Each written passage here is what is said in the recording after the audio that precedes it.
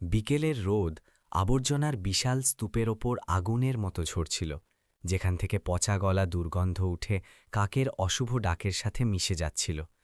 সেই দম বন্ধ করা পরিবেশে একটি রোগা পাতলা ছেলে নিজের ছেঁড়া শার্ট পরে প্লাস্টিকের বোতল আর ভাঙা প্লাস্টিকের টুকরো কুড়োতে ব্যস্ত ছিল।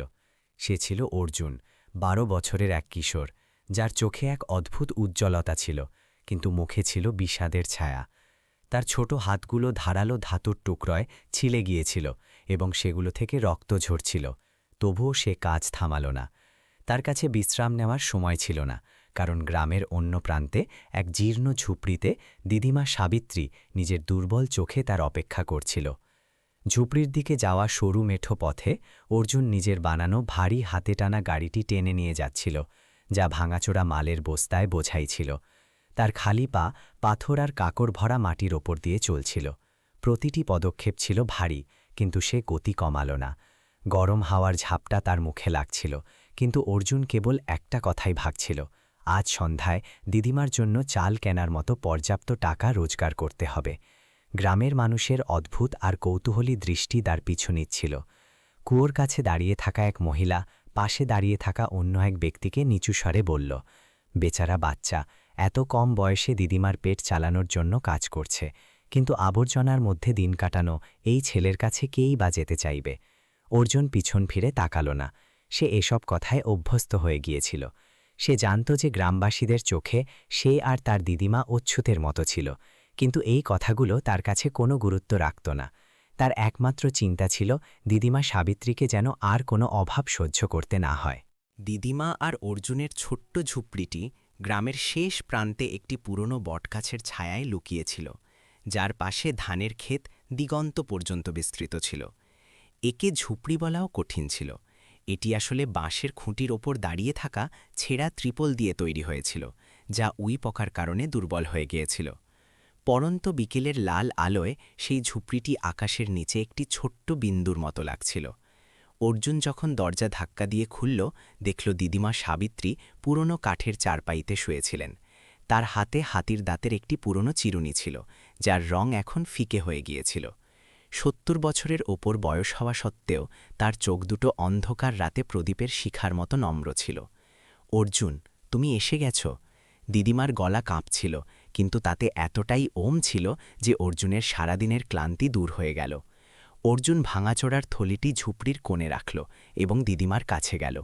দিদিমা, আজ আমি অনেক জিনিস পেয়েছি। আমি এগুলো বিক্রি করে আপনার জন্য চাল আর ওষুধ নিয়ে আসব, সে বলল। দিদিমা সাবিত্রী ভালোবেসে হেসে অর্জুনকে নিজের পাশে বসালেন। তার দুর্বল হাতটি অর্জুনের হাতের উপর ছিল এবং তার মুখের বলিরেখাগুলো জীবনযুদ্ধের কাহিনী বলছিল। অর্জুন, আমি এতটাই জীবন কাটিয়েছি যে এটা বুঝতে পেরেছি যে দারিদ্র্য কখনো ভয়ের হয় না। শুধু তুমি নিজের মনে দয়া বজায় রেখো। তারপর জীবন যতই কঠিন হোক না কেন, তুমি পার পেয়ে যাবে। রাতে অর্জুন ছোট উনুনের পাশে বসে পাতলা খিচুড়ি রান্না করছিল। ঝুপড়ির ফাঁক দিয়ে আসা হাওয়া শীত বাড়িয়ে দিচ্ছিল। দিদিমা সাবিত্রী বিছানায় শুয়েছিলেন এবং ক্রমাগত কাশির কারণে তার শ্বাসকষ্ট হচ্ছিল। দিদিমা, আপনার কি একটু ভালো লাগছে? অর্জুন জিজ্ঞেস করল। তার চোখে দুশ্চিন্তা স্পষ্ট ফুটে উঠছিল। আমি ঠিক আছি ভাই, তুমি চিন্তা করো না। দিদিমা নিজের ক্লান্তি লুকোনোর জন্য জোর করে হেসে বললেন। দিদিমার মন ঘোরানোর জন্য অর্জুন পারে আবর্জনা স্তূপে আজকের ঘটা ঘটনাগুলোর কথা বলল, যার মধ্যে ভাঙাচোরা দোকানদার শেঠ কিষানের বকুনি আর গ্রামবাসীদের অবজ্ঞাপূর্ণ দৃষ্টিও ছিল। দিদিমা সাবিত্রী চুপচাপ শুনে যাচ্ছিলেন। তার চোখে বিষাদ ছিল, কিন্তু এক দৃঢ়তাও চকচক করছিল। আগে আমাদের পরিবারও গরিব ছিল, কিন্তু প্রতি দীপাবলিতে আমরা সবাই মিলে আনন্দ করতাম। দারিদ্র্য ছিল ঠিকই, কিন্তু খুশিও ছিল রে ভাই। দিদিমার গলা ধীর হয়ে এলো। তার দৃষ্টি কথাও সুদূর অতীতে হারিয়ে গেল। আমি শুধু এটারই চাই যে তুমি একটা ভালো জীবন কাটাও। দারিদ্র্যকে নিজের স্বপ্নের গলা টিপে ধরতে দিও না। গভীর রাতে হাওয়া তীব্র হল এবং অন্ধকার ছোট ঝুপড়িটিকে ঘিরে ধরল। টেবিলের ওপর রাখা তেলের প্রদীপের টিমটিমে আলোই ছিল একমাত্র সাহারা। অর্জুন শোয়ার প্রস্তুতি নিচ্ছিল, এমন সময় দিদিমা সাবিত্রীর জোরে জোরে কাশির শব্দ তাকে চমকে দিল। দিদিমা, দিদিমা, কি হলো? অর্জুন ঘাবড়ে গিয়ে বিছানার দিকে দৌড়ে গেল। দিদিমা নিজের বুক চেপে ধরেছিলেন, তার শ্বাস ভারী হয়ে আসছিল। দিদিমা দুর্বল হাসির সাথে তাকে শান্ত করার চেষ্টা করলেন। আমি ঠিক আছি ভাই, তুমি ঘুমিয়ে পড়ো। কিন্তু তার ফ্যাকাশে মুখ অর্জুনের দুশ্চিন্তা কমাতে পারল না। সে সারা রাত তার হাত ধরে বসে রইল, যখন বাইরে হাওয়া ছেঁড়া ছাদ দিয়ে এমনভাবে বয়ে যাচ্ছিল যেন রাতের কোনো এক ভয়ঙ্কর ফিসফিসানি। সন্ধ্যা ঘনিয়ে আসার সাথে সাথে বৃষ্টির প্রথম ফোঁটাগুলো ভারী আর তীব্র হয়ে পড়তে লাগল। দেখতে দেখতে মুষলধারে বৃষ্টি সেই ছোট জায়গাটুকুর ওপর নিজের সমস্ত রাগ উগড়ে দিল। ঝোড়ো হাওয়া গাছের পাতা আর ধুলো ওড়াচ্ছিল, যার ফলে দিদিমা, সাবিত্রী আর অর্জুনের ঝুপড়ি কাঁপতে শুরু করল। পুরনো ছাদ, যা কেবল কিছু ছেঁড়া ত্রিপল দিয়ে ঢাকা ছিল, বৃষ্টি আর হাওয়ার সামনে নিজের দুর্বলতা দেখাতে শুরু করল। ছাদ দিয়ে জল টপকাতে লাগল এবং শীঘ্র সেই জায়গাটি ভিজে গেল যেখানে দিদিমা শুয়েছিলেন। পুরো ঝুপড়িতে জল জমতে লাগল। ত্রিপলের ওপর বৃষ্টির শব্দ নাকাড়ার মতো লাগছিল, যা কোনো বড় ঝড়ের সংকেত দিচ্ছিল। অর্জুন ঘাবড়ে গিয়ে ঝুপড়ির ভেতর এদিক ওদিক দৌড়াতে লাগল, জল আটকানোর চেষ্টা করতে লাগল। সে আবর্জনার স্তূপ থেকে পাওয়া পুরনো প্লাস্টিকের চাদর ব্যবহার করে ছাদের ফুটোগুলো বন্ধ করার চেষ্টা করল, কিন্তু জল পড়া থামল না। দিদিমা, আপনি শুয়ে থাকুন, আমি এখনই ছাদ ঠিক করে দিচ্ছি, অর্জুন চিৎকার করে বলল। তার গলা বৃষ্টির শব্দে চাপা পড়ে গেল, কিন্তু তার চোখে ঘাবড়ানি স্পষ্ট ছিল। দিদিমা সাবিত্রী বিছানায় কুঁকড়েছিলেন। তার শ্বাস দুর্বল ছিল এবং কাশি থামার নাম নিচ্ছিল না। তার মুখ ফ্যাকাশে হয়ে গিয়েছিল এবং ঠোঁট থেকে প্রাণ হারিয়ে গিয়েছিল।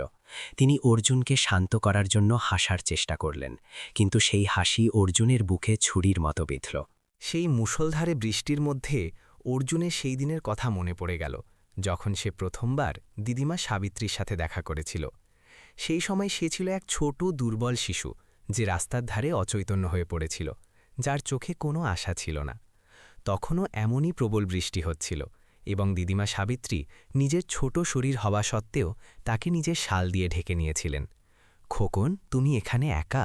তোমার খেয়াল রাখার কেউ নেই? সেই দিন তার গলায় কতটা করুণা ছিল। সে কিছুই বলেনি, শুধু ভয় পাওয়া চোখে তাকে দেখেছিল। দিদিমা আর কোনো প্রশ্ন করেননি, শুধু তাকে কোলে তুলে নিয়ে নিজের ঝুপড়িতে নিয়ে এসেছিলেন। সেই দিন থেকে দুজন দুজনের সাহারা হয়ে গিয়েছিলেন এবং দারিদ্র্য সত্ত্বেও ভালোবাসায় দিন কাটাচ্ছিলেন। অর্জুন বর্তমানে ফিরে এলো, যখন হাওয়ার এক প্রবল ঝাপটা ছাদের ত্রিপলটি উড়িয়ে নিয়ে গেল। না, আমাকে এটা এখনই ঠিক করতে হবে, সে চিৎকার করে বৃষ্টির মধ্যে বাইরে দৌড়ে গেল। সে পাশের ভাঙাচোরার গুদামের দিকে দৌড়াল, যেখানে সে প্রায়ই মেরামতের জন্য পুরনো জিনিস খুঁজে পেত। যখন সে সেখানে পৌঁছল, দেখল গুদামের মালিক শেঠ কিষান টিনের ছাদের নিচে বসে গরম চা খাচ্ছিল। তার চোখে অর্জুনের জন্য কেবল ঘৃণা ছিল। শেঠজি, আমাকে কিছু পুরনো টিনের চাদর দিন, আমার ঝুপড়ির ছাদ ভেঙে পড়তে চলেছে, অর্জুন বিনতি করল। তার গলা হাওয়া আর বৃষ্টির কারণে কাঁপছিল। শেঠ কিষান এক শীতল ক্রূর হাসির সাথে হাত নাড়াল। আমি কোনো চ্যারিটি চালাই না, যদি চাই তো পয়সা দাও, নয়তো এখান থেকে বিদায় হও। অর্জুনের মনে হল যেন তার বুকের ওপর কোনো ভারী পাথর রাখা হয়েছে। সে নিজের ঠোঁট কামড়ে ধরল, তার চোখ লাল হয়ে গেল। কিন্তু শেঠজি, আমার কাছে পয়সা নেই, আমার দিদিমা খুব অসুস্থ, শুধু কয়েকটা চাদর চাই, ভগবানের দোহাই। পয়সা নেই তো চেয়ে বেরিও না, ভাগো এখান থেকে, আমাকে বিরক্ত করো না। শেঠ কিষান চিৎকার করে উঠল। তার আওয়াজ বৃষ্টির শব্দের চেয়েও জোরে ছিল। অর্জুন চুপচাপ ফিরে গেল। সে নিজের আবেগ সামলানোর জন্য হাত মুঠো করে ধরল। তার মাথায় শুধু একটাই চিন্তা ছিল, আমাকে কিছু করতে হবে, যে কোনো মূল্যে আমি দিদিমাকে আর কষ্ট পেতে দিতে পারি না। যখন অর্জুন ফিরে এলো, দিদিমা সাবিত্রী তখনও বিছানায় ছিলেন, কিন্তু তার কাশি আরও ভয়ানক হয়ে উঠেছিল। সে তাড়াতাড়ি তার পাশে গিয়ে বসল। তার শরীর থেকে বৃষ্টির জল টপকাচ্ছিল। দিদিমা, আমি শীঘ্রই ছাদ ঠিক করে দেব, আপনি চিন্তা করবেন না, অর্জুন নিজের অসহায়তা লুকিয়ে বলল। দিদিমা সাবিত্রী ধীরে ধীরে হাসলেন এবং কোমল চোখে তাকে দেখলেন।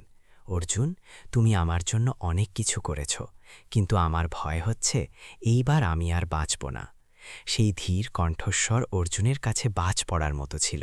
সে স্তম্ভিত হয়ে গেল, তার চোখ বড় বড় হয়ে গেল এবং কাঁপতে থাকা হাতে দিদিমার হাত ধরল।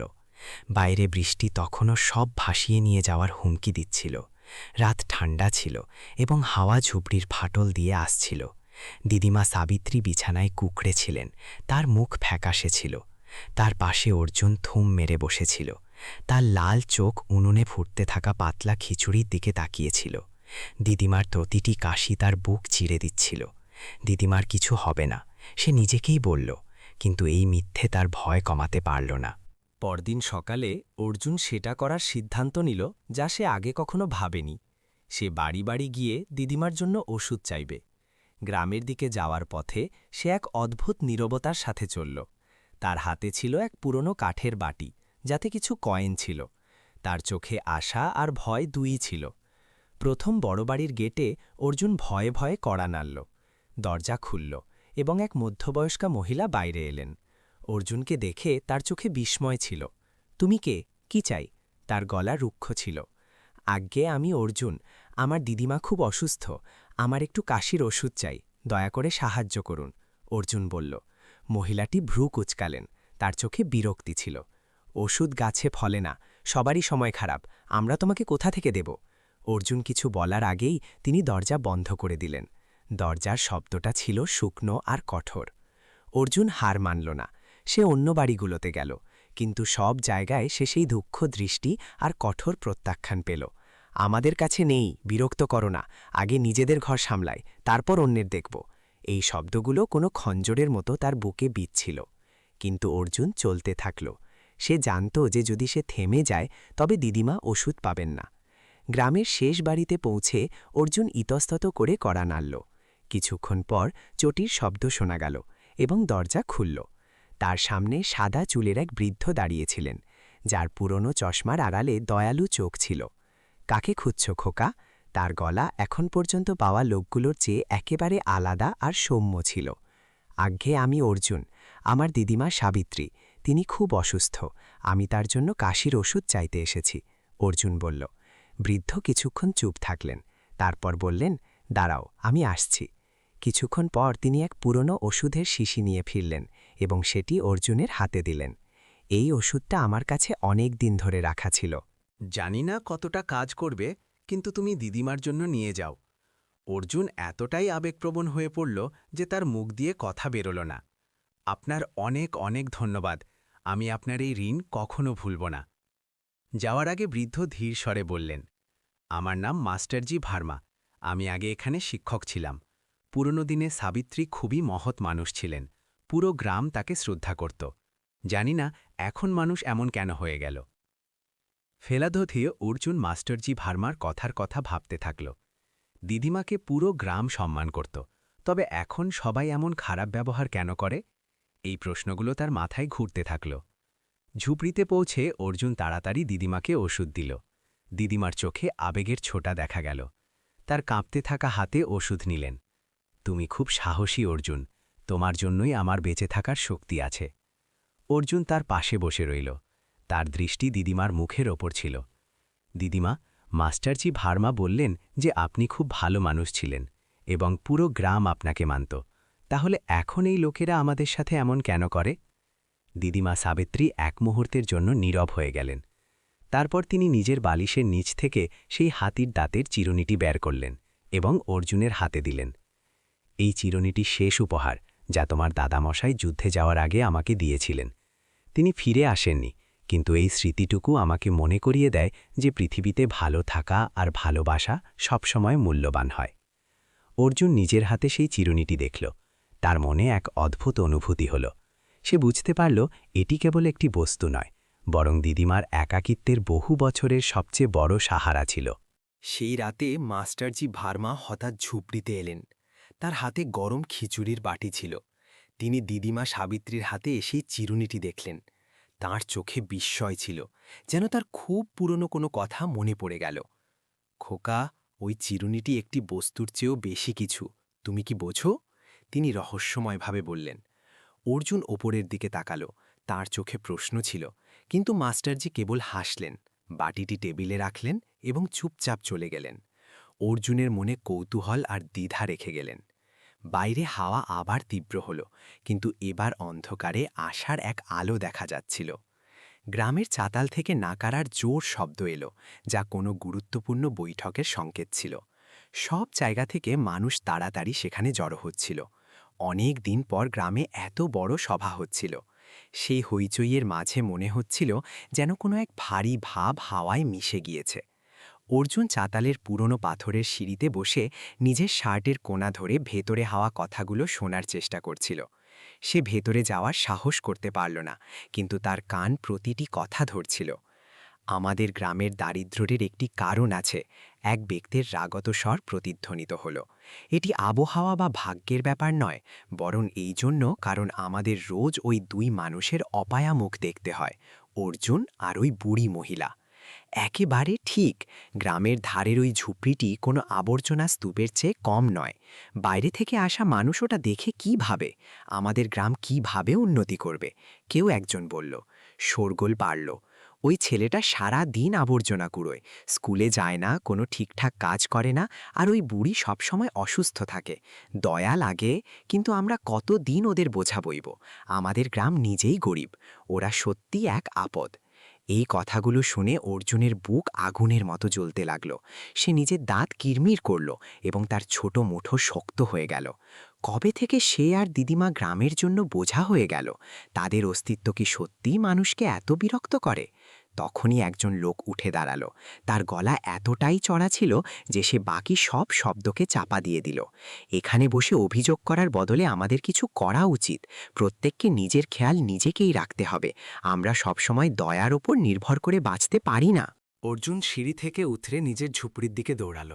তার প্রতিটি পদক্ষেপ ছিল ভারী, কিন্তু তার মাথায় সেই সব তিক্ত কথাগুলো বাজছিল যা সে এইমাত্র শুনল। দিদিমা সাবিত্রী বালিশে হেলান দিয়ে বসেছিলেন, তার দৃষ্টি শূন্যে কোথাও হারিয়েছিল। অর্জুন ভেতরে এলো এবং কিছু না বলে তার পাশে মাথা নিচু করে বসে পড়ল। কি হলো ভাই, কোনো কথা আছে? দিদিমা জিজ্ঞেস করলেন। তার গলা দুর্বল ছিল, কিন্তু তাতে চিন্তা ভরা ছিল।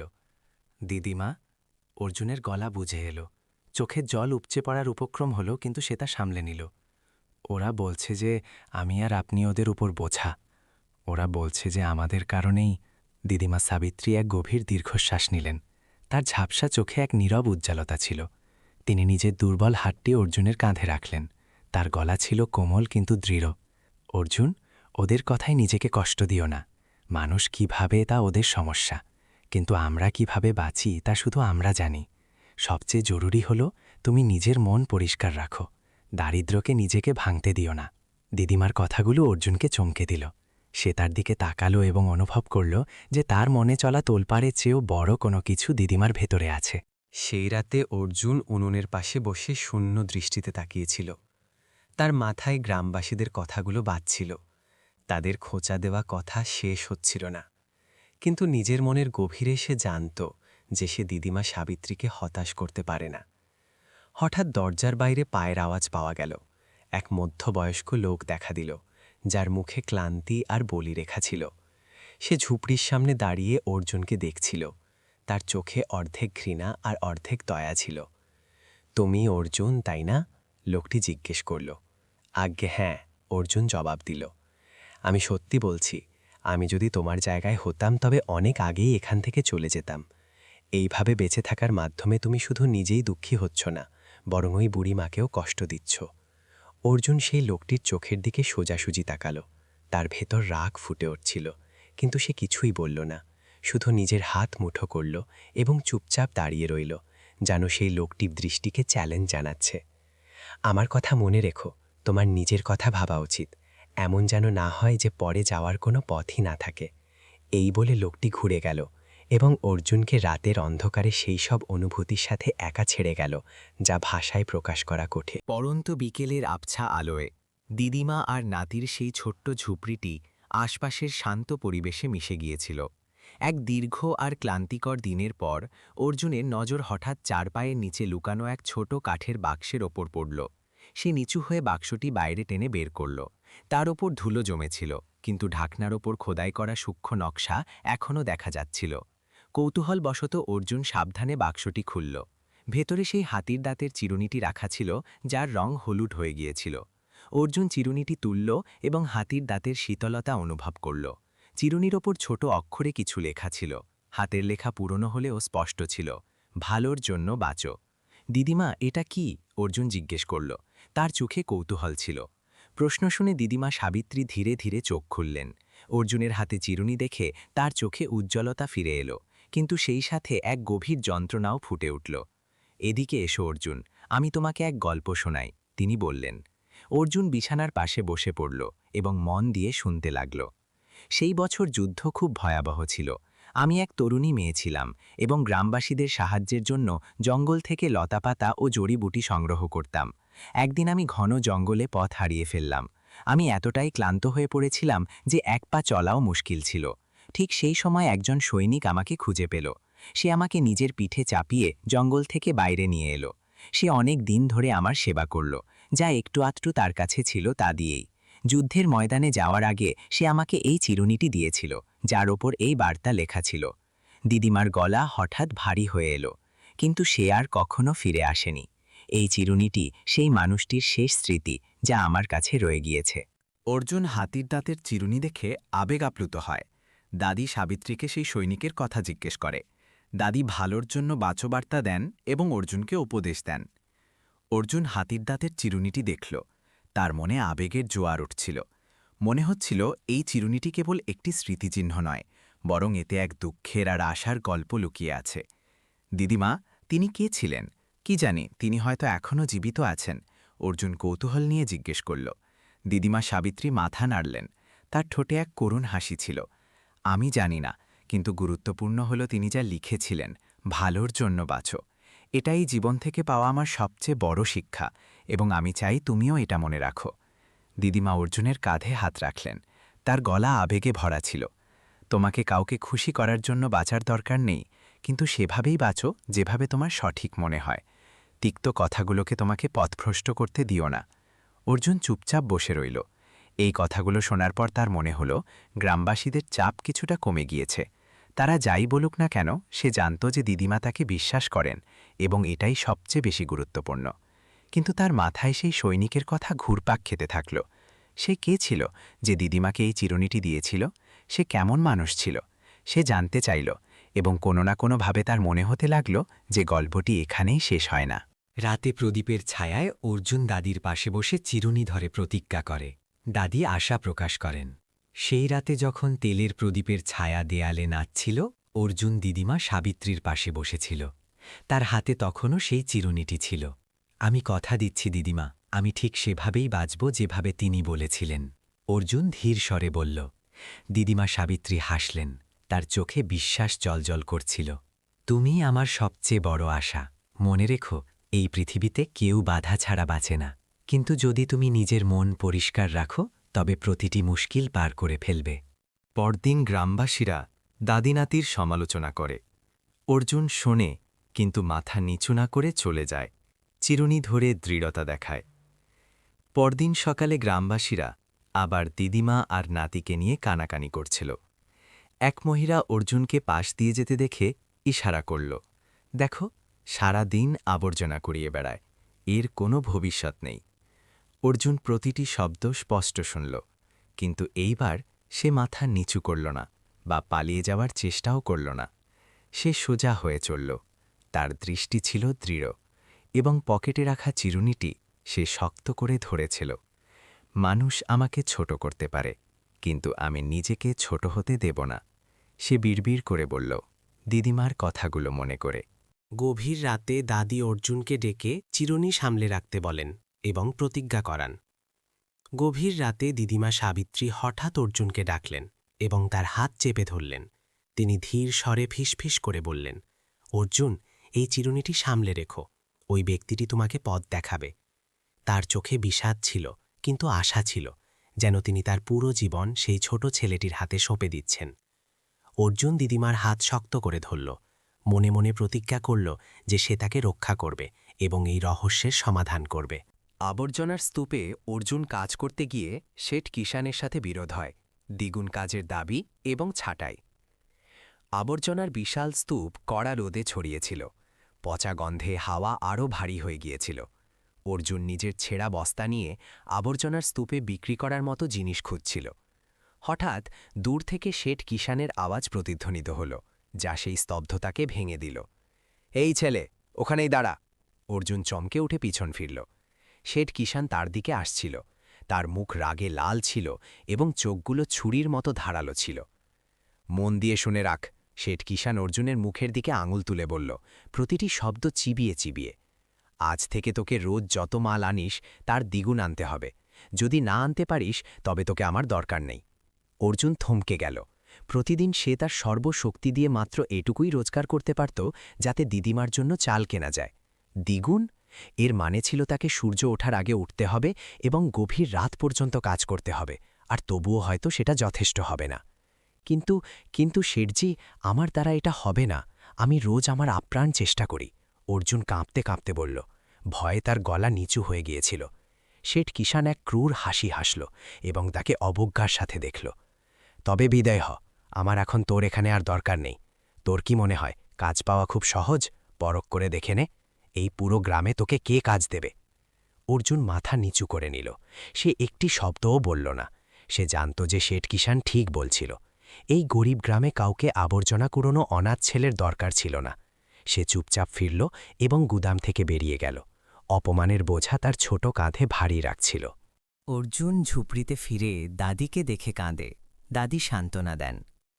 যখন সে ঝুপড়িতে ফিরল, দেখল দিদিমা সাবিত্রী দরজার কাছে বসেছিলেন।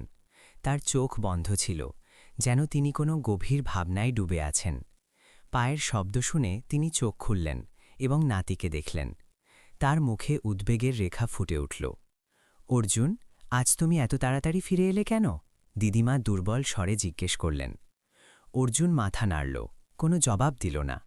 সে দিদিমার পাশে বসে পড়ল এবং ছাদের ফাটল দিয়ে আসা রোদের রশ্মি দেখতে লাগল। শেষ পর্যন্ত সে নিজেকে ধরে রাখতে পারল না এবং ডুকরে কেঁদে উঠল। দিদিমা, আমি জানি না এখন কি করব। অর্জুনের গলা বুজে এলো। দিদিমা সাবিত্রী নিজের দুর্বল হাত অর্জুনের কাঁধে রাখলেন। তিনি কোনো প্রশ্ন করলেন না, শুধু চুপচাপ বসে থেকে নাতির কান্না শুনতে থাকলেন। রাতে দাদি ঘুমিয়ে পড়লে অর্জুন কাজ খুঁজতে গ্রামে ঘুরে দরজায় দরজায় প্রত্যাখ্যাত হয়। সেই রাতে যখন দিদিমা ঘুমিয়ে পড়লেন, অর্জুন বাইরে যাওয়ার সিদ্ধান্ত নিল। সে শেঠ কিষাণের কথাগুলোর কথা ভাবল, সেই নিষ্ঠুরতার কথা যা সে দেখিয়েছিল, এবং এই বিষয়ে যে সে আর ওই গুদামে ফিরে যেতে পারবে না।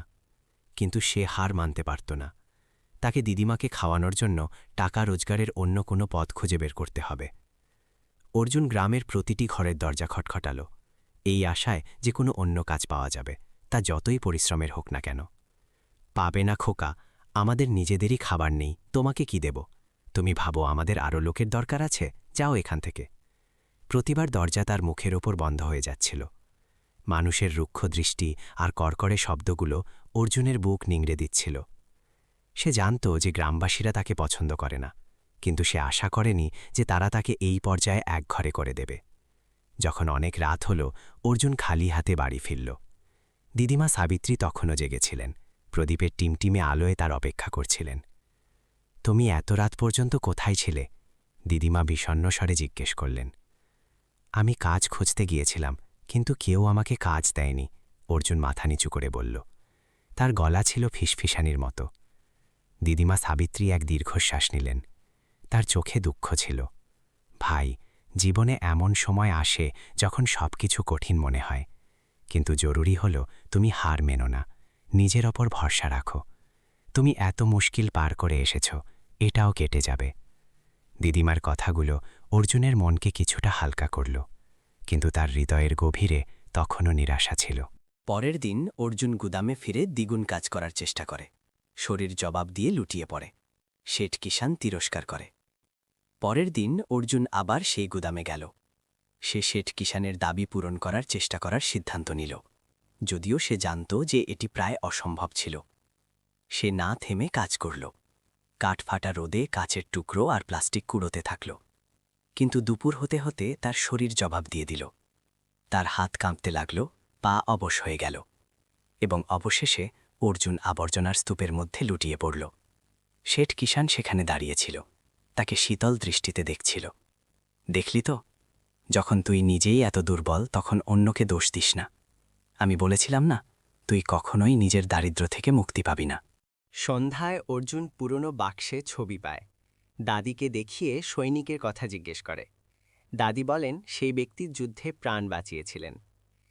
এক সন্ধ্যায় যখন সূর্য পাহাড়ের আড়ালে লুকোচ্ছিল, অর্জুন তার ছোট্ট ঝুপড়িতে বসে সেই পুরনো প্লাস্টিকের চাদরগুলো গুছিয়ে রাখছিল, যেগুলো সে বৃষ্টি আটকানোর জন্য ব্যবহার করেছিল।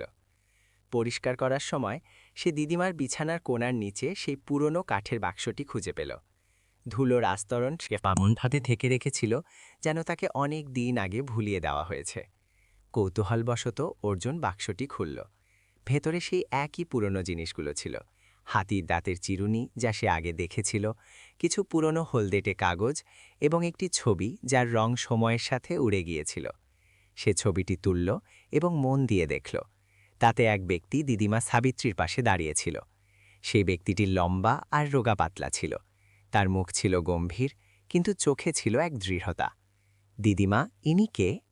অর্জুন ছবি নিয়ে বাইরে দৌড়ে গেল এবং দিদিমাকে জিজ্ঞেস করল। দিদিমা সাবিত্রী খুঁটিতে হেলান দিয়ে বসেছিলেন, নিজের কাঁপতে থাকা হাতে কাঁধের ওপর শাল জড়াচ্ছিলেন। অর্জুনের প্রশ্ন শুনে তার দৃষ্টি ছবির ওপর স্থির হল।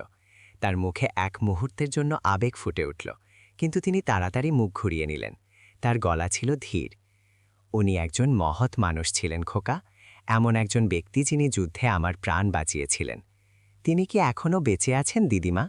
অর্জুন আবার জিজ্ঞেস করল। তার চোখে আশার আলো ছিল। দিদিমা মাথা নাড়লেন। আমি জানি না, অনেক সময় হয়ে গিয়েছে।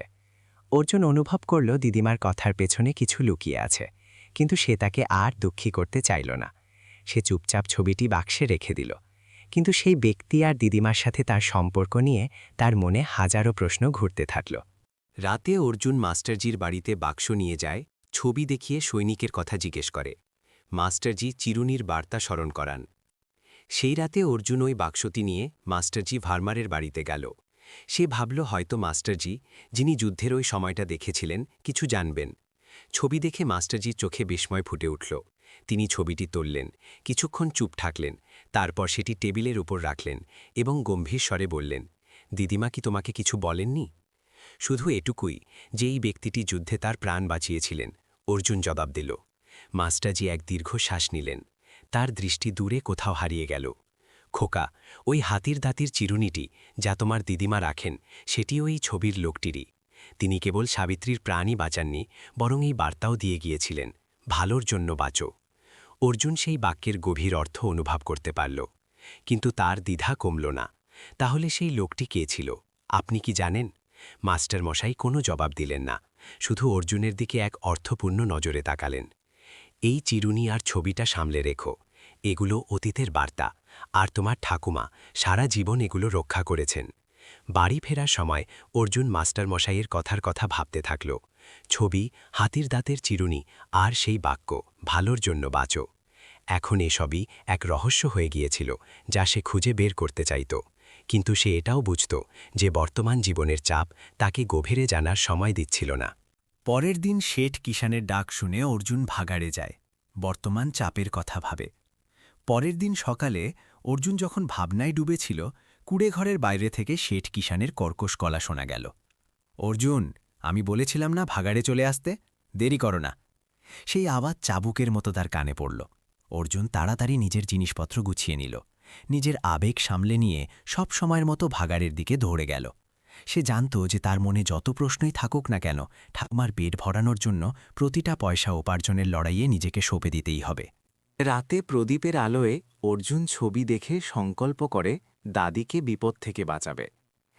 সেই রাতে যখন ঠাকুমা শুয়ে পড়েছিলেন, অর্জুন প্রদীপের আলোয় পুরনো ছবিটার দিকে তাকিয়ে রইল। তার মনে সেই লোকটির ছবি ধীরে ধীরে ফুটে উঠতে লাগল। সে নিজেকে বলল, যদি তিনি ঠাকুমাকে বাঁচাতে পারতেন, তবে হয়তো আমিও ঠাকুমাকে এই বিপদ থেকে বের করার কোনো রাস্তা খুঁজে পাব। তবুও নিজের কাঁধের বোঝার কথা ভেবে অর্জুন নিজের অসহায়ত্ব লুকাতে পারল না। সকালে অর্জুন দাদির ওষুধের জন্য গ্রামে দরজায় দরজায় ঘুরে প্রত্যাখ্যাত হয়। সকালের ভেজা আলো ফুটো ছাদ দিয়ে ভেতরে আসছিল। অর্জুন আয়নার সামনে দাঁড়িয়ে নিজের পুরনো জামাটা ঠিক করল। তার চোখে একটা দৃঢ় সংকল্প ছিল। সে জানত যে আজ তাকে ঠাকুমা সাবিত্রীকে বাঁচানোর জন্য কিছু করতেই হবে।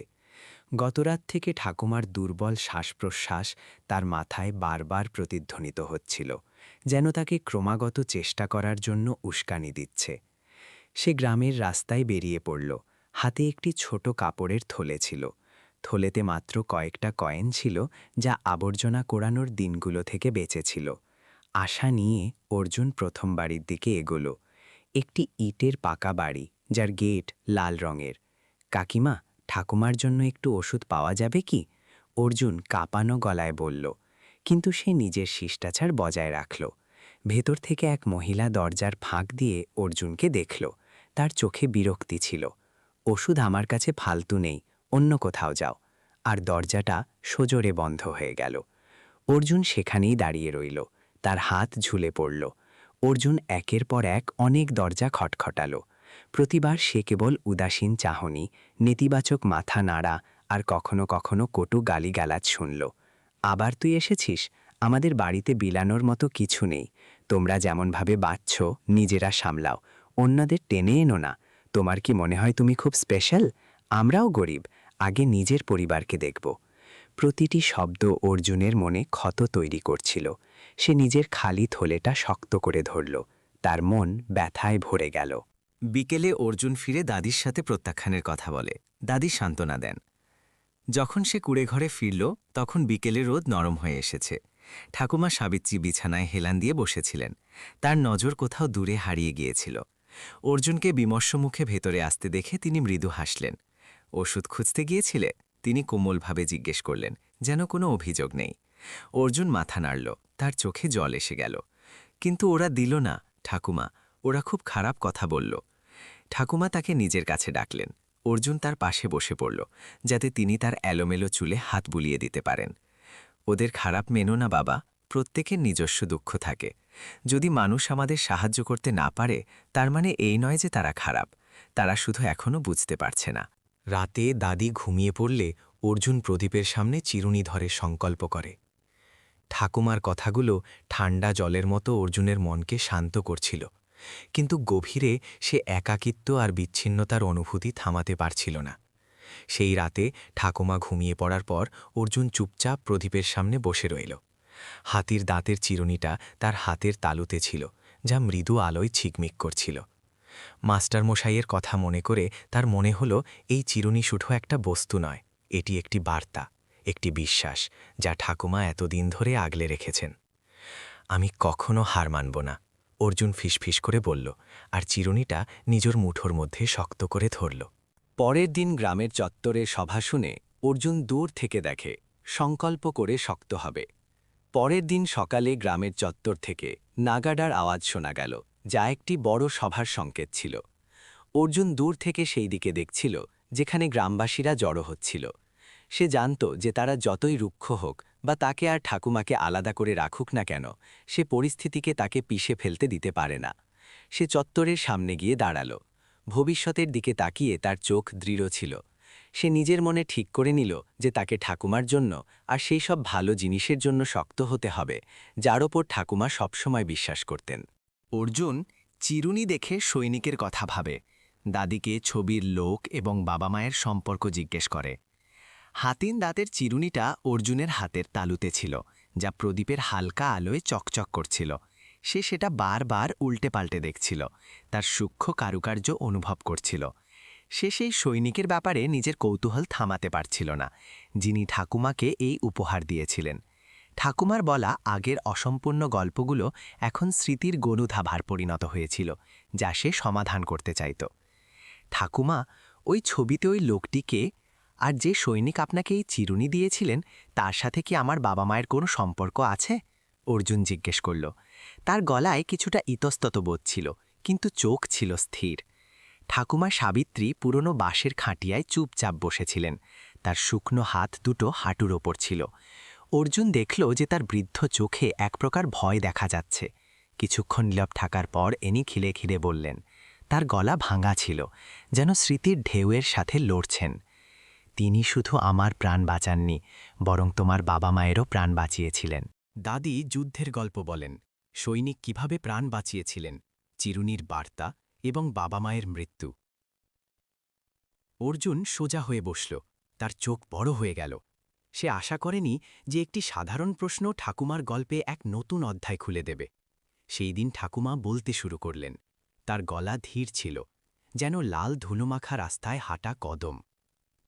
যুদ্ধ লেগে গিয়েছিল, আমাদের গ্রামে বোমা ফেলা হচ্ছিল।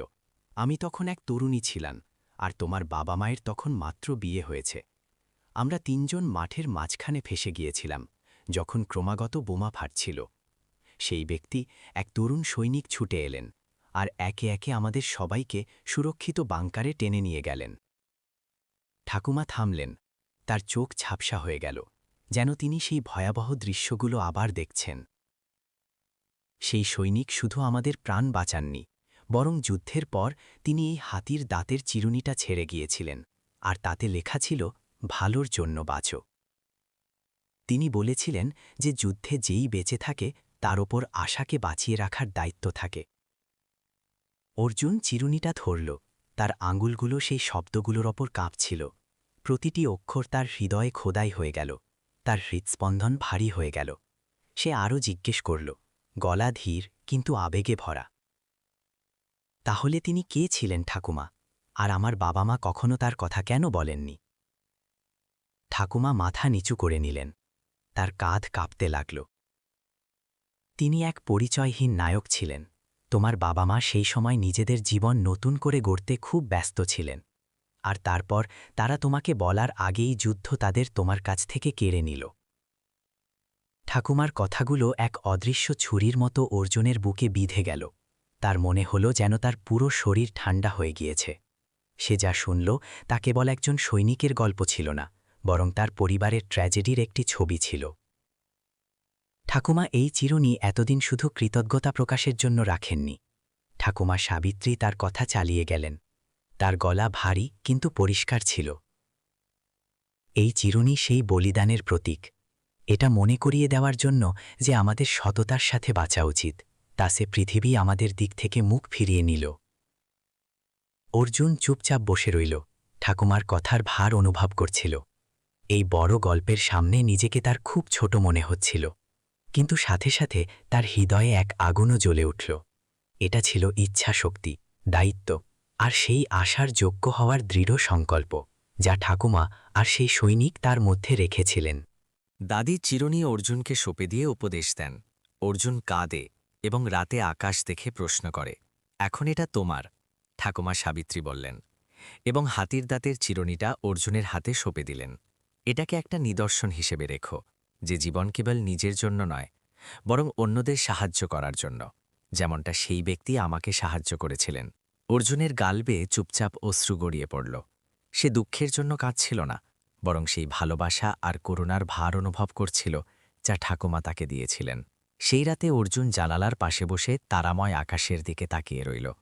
চিরুনিটা তার পকেটে রাখা ছিল, যেন তার পরিবারের গল্পের শেষ টুকরোটি সে খুঁজে পেয়েছে। কিন্তু একটা প্রশ্ন এখনও তার মাথায় ছিল, সেই সৈনিক কে ছিলেন? তিনি কি জীবিত আছেন? আর সে তার উত্তরাধিকারকে কিভাবে এগিয়ে নিয়ে যেতে পারে? প্রদীপের হালকা আলো তার মুখে পড়ছিল, যাতে চিন্তা থাকলেও সাথে ছিল এক অটুট সংকল্প। অর্জুন আবর্জনা স্তূপে দাঁড়িয়ে সংকল্প করে, পরের দিন শেঠের সামনে দৃঢ়তা দেখায়। অর্জুন আবর্জনার বিশাল স্তূপের মাঝখানে দাঁড়িয়েছিল। দূরে জ্বলতে থাকা প্রদীপের আলো মাটির ওপর তারার মতো ঝিকমিক করছিল। ওপরে আকাশ অনন্ত তারায় ভরা ছিল। হাওয়া দিচ্ছিল যাতে আবর্জনার গন্ধ আর তার মনে জমে থাকা অসহায়ত্ব দুটোই অনুভব করা যাচ্ছিল। কিন্তু আজ সে মাথা নিচু করেনি। অর্জুনের মনে এখন এক শক্তিশালী ইচ্ছা ছিল। সে ঠাকুমাকে নিরাশ হতে দেবে না। পরের দিন সকালে অর্জুন আবারও শেঠ কিষানের সাথে দেখা করতে গেল। আবর্জনার মাঠ শান্ত ছিল, যেন কোনো ঘটনার অপেক্ষা করছে। শেঠ কিষান নিজের পুরনো কাঠের চেয়ারে হেলান দিয়ে বসেছিল। তার তীক্ষ্ণ নজর অর্জুনের ওপর পড়ল। আবার ছুটি চাইতে এসেছিস? সে এক অবজ্ঞাসূচক হাসির সাথে বলল। অর্জুন গভীর শ্বাস নিল। তার চোখ সরাসরি শেঠ কিষানের চোখে ছিল। এখন তাতে সেই ভয়টা ছিল না যা প্রতিদিন থাকত। আমি কাজ করব, কিন্তু আপনি আমাকে তুচ্ছ ভাববেন না।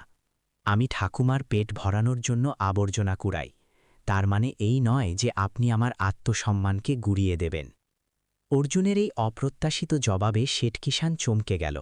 সে ভাবেনি যে সবসময় ভয় পাওয়া সেই রোগা পাতলা ছেলেটা তার সামনে দাঁড়িয়ে এমন কথা বলবে। কিন্তু তারপর সে হো হো করে হেসে উঠল। তোর মনে হয় আমি তোর কথায় ভয় পাব? আবর্জনা কুড়ানি আছিস, আবর্জনাই থাকবি। তোর যা ইচ্ছা কর, কিন্তু মনে রাখবি এখানে আমার নিয়ম চলে। অর্জুন কোনো জবাব দিল না, শুধু মাথা নিচু করে আবর্জনা স্তূপের দিকে এগিয়ে গেল। যদিও শেঠ কিষাণ তখনও হাসছিল, কিন্তু তার চোখে কিছুটা দ্বিধা ছিল। এই বাচ্চাটা বদলে গিয়েছিল। পরের কয়েকদিন অর্জুন বেশি পরিশ্রম করে, পুনর্ব্যবহারের জিনিস খোঁজে। দাদি গর্বিত হয়। পরের কয়েকদিন অর্জুন আগের চেয়ে অনেক বেশি পরিশ্রম করল। সে কেবল আবর্জনা কুড়াল না, বরং সেই জিনিসগুলোর দিকেও নজর দিল যেগুলোর পুনর্ব্যবহার হতে পারে। একদিন সে একটা পুরনো লোহার কাঠামো পেল, যা বেশ ভালো অবস্থায় ছিল। সে ভাবল যে এটাকে ঠিক করে বাজারে বেচতে পারলে বেশি টাকা পাওয়া যাবে। সে ভাবল যদি সে এই ধরনের জিনিস থেকে কিছু বাড়ি টাকা রোজগার করতে পারে, তবে ঠাকুমার দুশ্চিন্তা কিছুটা কমবে। এইভাবে প্রতিদিন অর্জুন ঠাকুমার জন্য কিছু টাকা আনত। পরিমাণটা কম ছিল, কিন্তু এটা সারাদিনের কঠোর পরিশ্রমের ফল ছিল। ঠাকুমা সাবিত্রী তার নাতিকে দেখতেন। তার চোখে করুণা আর গর্বের সংমিশ্রণ থাকত। বাবা, নিজের ক্ষমতার বাইরে গিয়ে কাজ করো না, আমার শুধু তোমার সাথে থাকা চাই, ঠাকুমা বললেন। না ঠাকুমা, অর্জুন দৃঢ়ভাবে জবাব দিল, আমি চাই আপনি সুস্থ থাকুন আর আমার সাথে দীর্ঘ জীবন কাটান। এরই মধ্যে মাস্টারমশাই ভার্মা চুপচাপ দুজনের ওপর নজর রাখছিলেন। একদিন তিনি কোণে ঘরে এলেন এবং সাথে কিছুটা চাল আর তেল নিয়ে এলেন। সাবিত্রী দেবী, আমি জানি আপনি কাউকে বিরক্ত করতে চান না, কিন্তু এখন আপনাকে অর্জুনের বোঝা কিছুটা হালকা করতে হবে। এটা সামান্য সাহায্য, দ্বিধা করবেন না। অর্জুন চালের বস্তাটা নিল এবং মাথা নিচু করে ধন্যবাদ জানাল। কিন্তু তার মনে এক টানাপড়েন ছিল। সে সব সময় অন্যের দয়ার ওপর নির্ভরশীল থাকতে চাইত না। সে নিজের ভাগ্য নিজেই বদলাতে চাইত। দুপুরে অর্জুন আবর্জনার জিনিস ঠিক করে বাজারে বিক্রি করে। প্রথম সাফল্য পায়। এক দুপুরে যখন হলদে রোদ আবর্জনার স্তূপের উপর ছড়িয়েছিল, অর্জুন নতুন কিছু করার সিদ্ধান্ত নিল। সে আবর্জনা থেকে পাওয়া জিনিসগুলো জড়ো করল, সেগুলো ঠিক করল আর বাজারে বেচতে নিয়ে গেল। শুরুতে রাস্তার ধারে চুপচাপ দাঁড়িয়ে থাকা সেই লোগা ছেলেটির দিকে কেউ নজর দিল না। কিন্তু তারপর একজন লোক থামল আর সেই পুরনো তেলের প্রদীপটি দেখল, যা অর্জুন খুব সাবধানে ঠিক করেছিল। এটা কত? লোকটি জিজ্ঞেস করল। আগে মাত্র 20 টাকা, অর্জুন কাপা গলায় উত্তর দিল। লোকটি হাসল, নিজের মানিব্যাগ বের করল আর টাকা দিল। সাথে 10 টাকা আরও দিয়ে বলল, এটা তোমার পরিশ্রমের পুরস্কার। এই প্রথমবার অর্জুন শেঠ কিষাণ বা ভাগার ছাড়াই টাকা রোজগার করেছিল। তার এক অদ্ভুত আনন্দ অনুভব হল, যেন লম্বা বৃষ্টির পর প্রথম রোদ। সেই সন্ধ্যায় কুড়েঘরের সামনে দাঁড়িয়ে সে যখন ঠাকুমাকে রান্না করতে দেখল, তার মন আশায় ভরে গেল। ঠাকুমা, আমি এটা করতে পারি। আমি আপনাকে কথা দিচ্ছি, একদিন এমন আসবে যখন আপনাকে আর কোনো চিন্তা করতে হবে না। ঠাকুমা নাতিকে দেখলেন। তার বৃদ্ধ চোখে গভীর বিশ্বাস ছিল। আমার তোমার উপর সবসময় ভরসা আছে অর্জুন, আমি নিশ্চিত তুমি করে দেখাবে। চাঁদের আলোয় পকেটে থাকা সেই হাতির দাঁতের চিরুনি চকচক করছিল, যেন অতীতের সেই বার্তা তাকে মনে করিয়ে দিচ্ছে। বৃষ্টির দিনে অর্জুন ওষুধের জন্য কাবাটখানায় যায়। শেঠ কিষাণ ধাক্কা দিয়ে বের করে দেয়। বিকেল থেকেই প্রবল বৃষ্টি হচ্ছিল। বৃষ্টির বড় বড় ফোঁটা ফুটো ছাদের ওপর সজোরে পড়ছিল। বৃষ্টির ঝমঝম শব্দের মধ্যে অর্জুন চুপচাপ নিজের বস্তা নিয়ে কুড়েঘর থেকে বেরিয়ে পড়ল। সে ঠাকুমা সাবিত্রীকে ওষুধ ছাড়া আর একদিন কষ্ট পেতে দেখতে পারত না।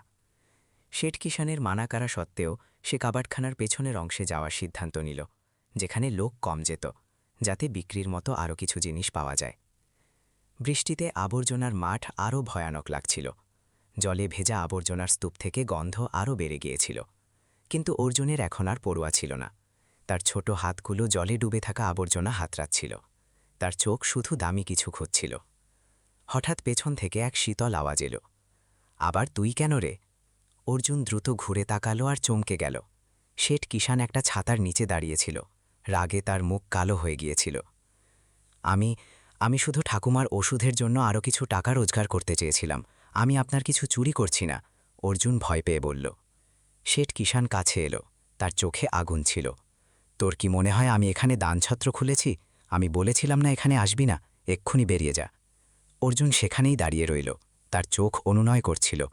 শেঠজি, প্লিজ আমাকে আর একটা সুযোগ দিন, আমার কাছে আর কোনো রাস্তা নেই। কিন্তু তার মিনতির বদলে সে একটা জোরে ধাক্কা পেল। আমি বলেছি বেরিয়ে যা, এর আগে যে আমি তোকে এখান থেকে ঘাড় ধাক্কা দিয়ে বের করি। বৃষ্টি আরও বেড়ে গিয়েছিল। অর্জুন অসহায়ভাবে শেঠ কিষাণকে দেখল, তারপর মাথা নিচু করে চলে গেল। তার মন তিক্ততায় ভরে গিয়েছিল। কুড়েঘরে ফিরে অর্জুন দাদিকে নোটবুক লিখতে দেখে। ছবির লোকের কথা জিজ্ঞেস করে। দাদি লুকিয়ে ফেলেন।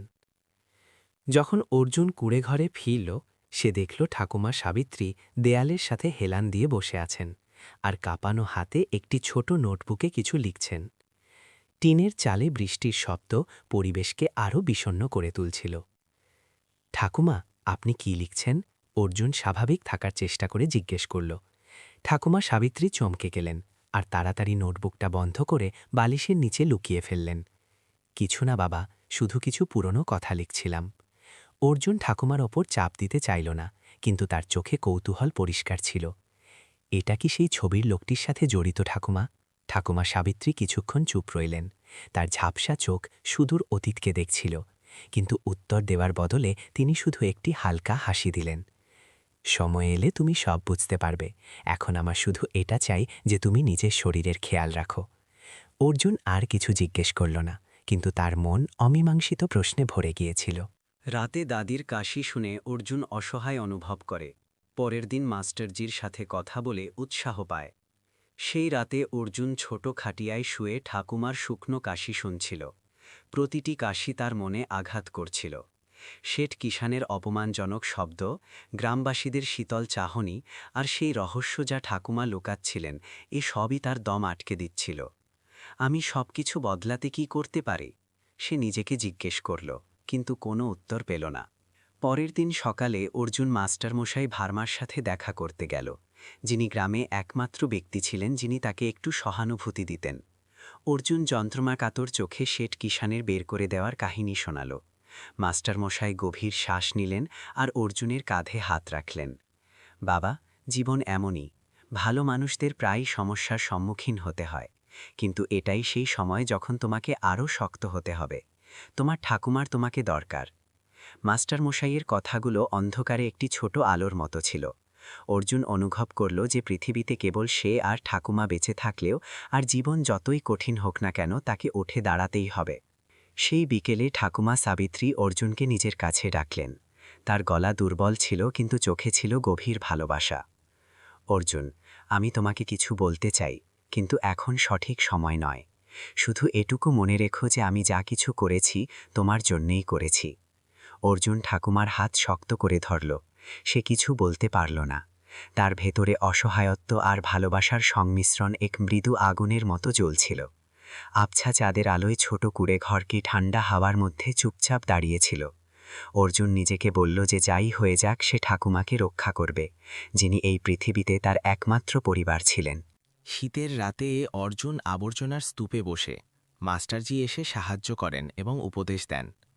শীত খুব বেশি ছিল। হাওয়ার ঝাপটা আবর্জনার স্তূপের চারপাশের ঘাসকে নাড়িয়ে দিচ্ছিল, আর রাতের নিস্তব্ধতা ভাঙছিল।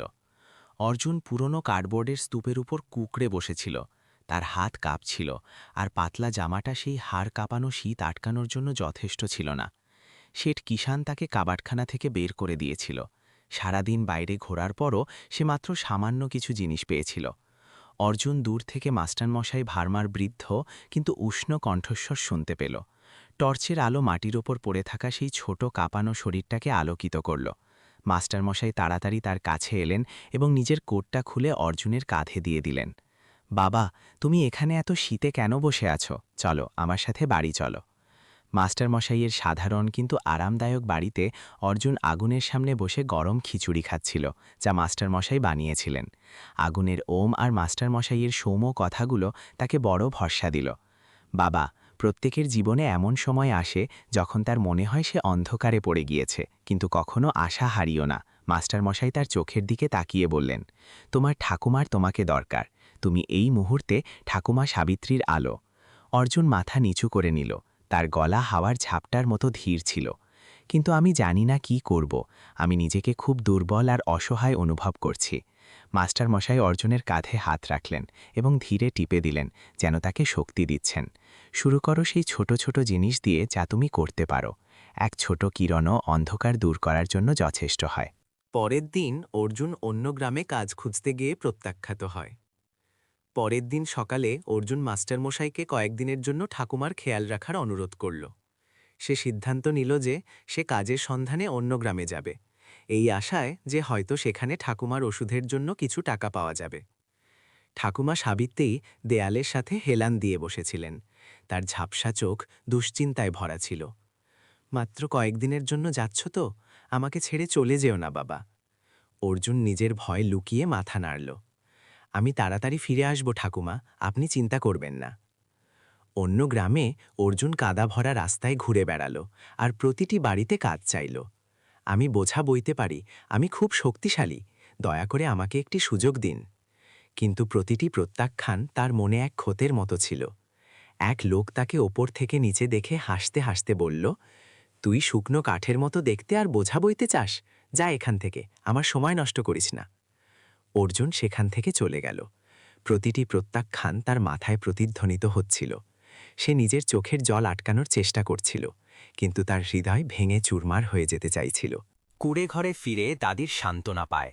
রাতে দাদির কাশি শুনে ঘুম ভাঙে, নোটপিক দেখে প্রশ্ন করে।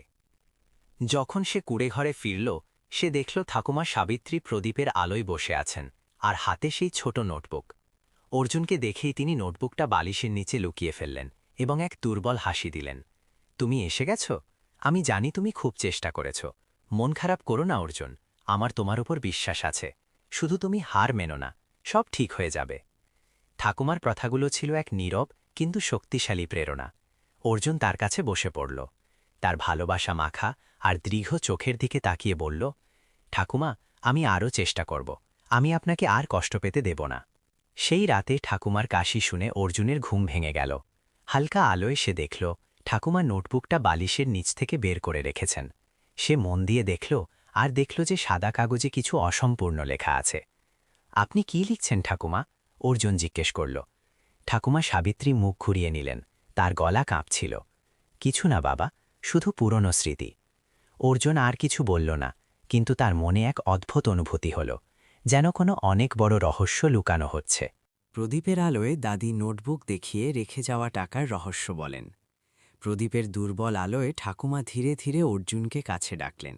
সে বিছানার পাশে বসল। ঠাকুমার ফ্যাকাশে মুখ আর বসা চোখ দেখে সে চিন্তিত হয়ে পড়ল। ঠাকুমার শ্বাস দুর্বল ছিল, কিন্তু চোখে ছিল এক জেল্লা, যেন দেরি হওয়ার আগে কিছু বলা জরুরি। তিনি বালিশের নিচ থেকে হাত ঢুকিয়ে কাপড়ের অনেকগুলো স্তরে মোড়ানো সেই পুরনো নোটবুকটি বের করলেন। এ সবই হল তা যা আমি সারা জীবনে জমা করেছি। ঠাকুমা সাবিত্রী নোটবুকটা খুললেন। হলুদ হয়ে যাওয়া পাতায় পরিষ্কার আর সুশৃঙ্খলভাবে কিছু অঙ্ক লেখা ছিল। অর্জুন ভেতরে দেখে স্তব্ধ হয়ে গেল। সে নিজের চোখকে বিশ্বাস করতে পারছিল না। সেই কাগজগুলোতে সেই বড় অঙ্কের টাকার হিসেব ছিল, যা ঠাকুমা অনেক বছর ধরে জমা করেছিলেন। পুরনো জিনিস বেচে দূর সম্পর্কের আত্মীয়দের থেকে পাওয়া টাকা আর যুদ্ধের সময় সেই সৈনিকের দেওয়া সামান্য সাহায্য থেকে। ঠাকুমা, আপনার কাছে এত টাকা কিভাবে এলো? অর্জুনের গলা কাঁপছিল, তার চোখে বিস্ময় আর আতঙ্ক ছিল। ঠাকুমা সাবিত্রী ধীরে হেসে কোমল নজরে তাকে দেখলেন। এটা পরিশ্রম আর জমানোর ফল, কিন্তু সবথেকে বড় কথা, এটা শুধু আমার টাকা নয়, এটা সেই লোকেদের বিশ্বাস যারা আমাকে সাহায্য করেছিল। আমি চাই তুমি এই টাকাটা এক নতুন শুরুর জন্য ব্যবহার করো, কিন্তু তোমাকে এর ব্যবহার সঠিক কাজের জন্য করতে হবে। অর্জুনের মনে হলো যেন পুরো পৃথিবী উল্টে গিয়েছে। খিদে আর দারিদ্র্যের সেই দিনগুলো, গ্রামবাসীদের তুচ্ছ চাহনি, ফুটো কুড়ে ঘরে অসম্পূর্ণ ঘুম, সবকিছু তার মাথায় পরিষ্কার হয়ে গেল। ঠাকুমা তাকে কেন বলেননি? কেন তিনি তাকে আর নিজেকে এত কষ্টে রাখলেন? যদি আপনার কাছে এই টাকা ছিল, তবে ঠাকুমা আপনি আমাকে আগে কেন বলেননি? অর্জুন জিজ্ঞেস করল, তার গলায় অভিযোগ আর কষ্ট দুটোই ছিল। ঠাকুমা তার দুর্বল হাত অর্জুনের হাতের উপর রাখলেন আর সেটা শক্ত করে ধরলেন। আমি চেয়েছিলাম এই টাকাটা ছোঁয়ার আগে তুমি পরিশ্রমের মূল্য বোঝো। টাকা অর্জুন কেবল এক মাধ্যম, এটা উদ্দেশ্য নয়। ঠাকুমার কথাগুলো গভীর শিক্ষার মতো ছিল, কিন্তু সাথে সাথে সেগুলো অর্জুনের কাঁধে এক বড় দায়িত্বও চাপিয়ে দিয়েছিল। সে ভারী মনে নোটবুকটা দেখল। তুমি কি জানো এই টাকার কি করতে হবে? ঠাকুমা ধীরে জিজ্ঞেস করলেন, তার গলায় এক চ্যালেঞ্জ ছিল। অর্জুন মাথা নাড়ল, সে আগের চেয়ে অনেক বেশি চাপ অনুভব করছিল। আমি জানি না ঠাকুমা, আমার খুব ভয় লাগছে। যদি আমি ভুল ব্যবহার করি, যদি আমি সব নষ্ট করে দিই, তবে। ঠাকুমা এক দুর্বল কিন্তু বিশ্বাস ভরা হাসি দিলেন। অর্জুন, আমার তোমার ওপর ভরসা আছে। তোমার মন পরিষ্কার আর উদ্দেশ্য পাকা। নিজের মনের কথা শোনো, ব্যর্থ হতে ভয় পেও না। যতক্ষণ তুমি হার না মানবে, তুমি সঠিক রাস্তা খুঁজে পাবে। অর্জুন সারা রাত ঠাকুমার বিছানার পাশে বসে রইল। প্রদীপের আলো পুরনো নবগুলোর ওপর পড়ছিল, যাতে সেটা আশা আর পরীক্ষার প্রতীক মনে হচ্ছিল। সে ঠাকুমার কথার ওপর গভীরভাবে বিচার করতে থাকল। ঠাকুমা, আমি আপনাকে নিরাশ করব না, অর্জুন ফিসফিস করে বলল, কিন্তু তার গলা আগের চেয়ে অনেক বেশি দৃঢ় আর শক্তিশালী ছিল। ঠাকুমা সাবিত্রী মাথা নাড়লেন, তার চোখে গভীর বিশ্বাস ঝিকমিক করছিল। মনে রেখো অর্জুন, টাকা কেবল এক মাধ্যম, কিন্তু ইচ্ছাশক্তি আর দয়াই হলো সেই জিনিস যা তোমার জীবনের পথ দেখাবে। সেই রাতে অর্জুন ঘুমিয়ে পড়লে দাদি তাকে দেখে ভালোবাসা এবং অসচনা অনুভব করেন। সেই রাতে অর্জুন যখন ঘুমের কোলে ঢলে পড়ল, ঠাকুমা সাবিত্রী তার পাশে শুয়ে তাকে দেখতে থাকলেন। তার চোখে ছিল অপার প্রেম আর কিছুটা অনুশোচনাও। তিনি জানতেন যে তার কাছে আর বেশি সময় নেই, কিন্তু তিনি এটাও জানতেন যে অর্জুন এখন এগিয়ে যাওয়ার জন্য প্রস্তুত, যদিও রাস্তা এবড়ো খেবড়ো আর চ্যালেঞ্জে ভরা। গ্রামের কোণে অবস্থিত সেই ছোট কুঁড়েঘরটি ডুবন্ত সূর্যের সোনালি আলোয় স্নান করছিল। ঠাকুমা সাবিত্রীর দুর্বল শ্বাস-প্রশ্বাস সেই জায়গাকে একদম দম বন্ধ করা নীরবতায় ভরিয়ে দিয়েছিল। অর্জুন বিছানার পাশে বসেছিল। তার কাঁপানো হাত ঠাকুমার হাতের ওপর ছিল। তার মুখ ঘামে ভেজা ছিল, আর তার লাল হয়ে যাওয়া চোখ ঠাকুমার ফ্যাকাশে কিন্তু শান্ত মুখ থেকে সরছিল না। ঠাকুমা, আপনি আমাকে ছেড়ে যাবেন না, অর্জুন ধীর গলায় বলল। ভয়ের চোটে তার গলা জড়িয়ে আসছিল। ঠাকুমা সাবিত্রী হালকা হাসি দিলেন। তার চোখ শেষ হাওয়ার ঝাপটার আগের মোমবাতির শেখার মতো জ্বলে উঠল। অর্জুন, তুমি আমার আশার চেয়ে অনেক ভালো করেছ। আমি তোমার উপর গর্বিত। তোমার সেই হাতির দাঁতের চিরুনিটা মনে আছে না? তিনি দুর্বল গলায় জিজ্ঞেস করলেন। অর্জুন মাথা নাড়ল। তার চোখে জল ভরে এলো। সেই চিরুনি এখন ঠাকুমা আর নাতির জীবনের সংগ্রাম আর প্রেমের প্রতীক হয়ে গিয়েছিল। সেই চিরুনি শুধু একটা উপহার নয়, ঠাকুমা তার কথা চালিয়ে গেলেন। ওটা সেই লোকটির বার্তা যে আমার আর তোমার পরিবারের প্রাণ বাঁচিয়েছিল। সেই ব্যক্তি আমাকে বলেছিলেন যে ভালো কাজের জন্য বাঁচো, আর আমি আজ পর্যন্ত সেটাই করেছি। অর্জুন চুপ রইল। ঠাকুমার প্রতিটি শব্দ নিজের মনে গেঁথে নিচ্ছিল। সে ঠাকুমাকে কখনো এত দুর্বল দেখেনি, তবু তার কথায় এক অদ্ভুত শক্তি ছিল। ঠাকুমা সাবিত্রী সেই সৈনিকের ব্যাপারে বললেন, যিনি যুদ্ধের সবচেয়ে কালো সমরে আশার আলো হয়ে এসেছিলেন। সেই ব্যক্তি শুধু তাদের বোমাবর্ষণ থেকে বাঁচাননি, বরং এক সামান্য অর্থও দিয়ে দিয়েছিলেন, যা জীবনের ঝড়ের মধ্যে আশার এক আলো ছিল। তুমি কি জানো যে আমি সেই টাকা কেন খরচ করিনি? ঠাকুমা জিজ্ঞেস করলেন। তার চোখ ধীরে ধীরে বন্ধ হয়ে আসছিল, কিন্তু গলা পরিষ্কার ছিল। আমি নিজের জন্য সেটা ব্যবহার করিনি, কারণ আমি চেয়েছিলাম ওটা তোমার কাজে আসুক। এক এমন ভবিষ্যতের জন্য যেখানে তুমি আমার চেয়ে ভালো জীবন কাটাতে পারো। অর্জুন মাথা নিচু করে নিল। তার চোখের জল অনবরত বইছিল। অর্জুন গ্রামবাসীদের সামনে দাঁড়িয়ে উপদেশ দেয়। দাদির মৃত্যু। গ্রামবাসীরা জড়ো হতে শুরু করেছিল। কানাকানির আওয়াজ আসতে শুরু করল, আর তারপর কারোর কান্নার আওয়াজ শোনা গেল। যে চোখগুলো আগে শীতল আর দূর ছিল, সেগুলো এখন অনুতাপে ভরা ছিল। সাবিত্রী দেবী এত ভালো ছিলেন, তবু আমরা মুখ ফিরিয়ে নিয়েছিলাম, এক মহিলা আর রুদ্ধকণ্ঠে বলল। মাস্টারমশাই ভর্মা ভিড়ের মধ্যে চুপচাপ দাঁড়িয়েছিলেন। তার নজর কুঁড়ে ঘরের দিকে ছিল। তিনি ধীরে মাথা নাড়লেন। তার চোখে গভীর দুঃখ ছিল। অর্জুন কুঁড়ে ঘর থেকে বেরিয়ে গ্রামের লোকেদের সামনে দাঁড়াল। তার চোখ লাল ছিল, কিন্তু তাতে ছিল এক দৃঢ়তা। ঠাকুমার কারোর দয়া চায় না। তিনি শুধু এটুকুই চেয়েছিলেন যে মানুষ একে অপরের সাথে ভালো ব্যবহার করুক। শুধু এটুকুই যথেষ্ট। অর্জুনের কথাগুলো ভিড়কে স্তব্ধ করে দিল। এক লোক ইতস্তত করে বলল, আমরা ভুল ছিলাম। আমরা সাবিত্রী দেবী আর তোমাকে বুঝতে পারিনি। অর্জুন কোনো জবাব দিল না, শুধু মাথা নিচু করল আর ফিরে ঠাকুমার বিছানার পাশে চলে গেল। ঠাকুমা সাবিত্রী তার হাত শক্ত করে ধরলেন আর ফিসফিস করে বললেন, অর্জুন, মনে রেখো, তুমি আমার আশা। জীবনে যতই বিপদ আসুক, শুধু নিজের মনে দয়া বজায় রেখো, তুমি সব পার করে যাবে। ধীরে ধীরে তার হাতের বাঁধন আলগা হয়ে গেল। চোখ বন্ধ হয়ে গেল, কিন্তু তার মুখে একটা শান্তি ছিল। অর্জুন বিছানার পাশে স্তব্ধ হয়ে বসে রইল। তার গাল বেয়ে অশ্রু ঝরতে থাকল। বাইরে গ্রামবাসী মাথা নিচু করে দাঁড়িয়েছিল, যেন এমন কোনো ব্যক্তিকে বিদায় জানাচ্ছে যাকে তারা কোনোদিন সত্যিই বুঝতে পারেনি।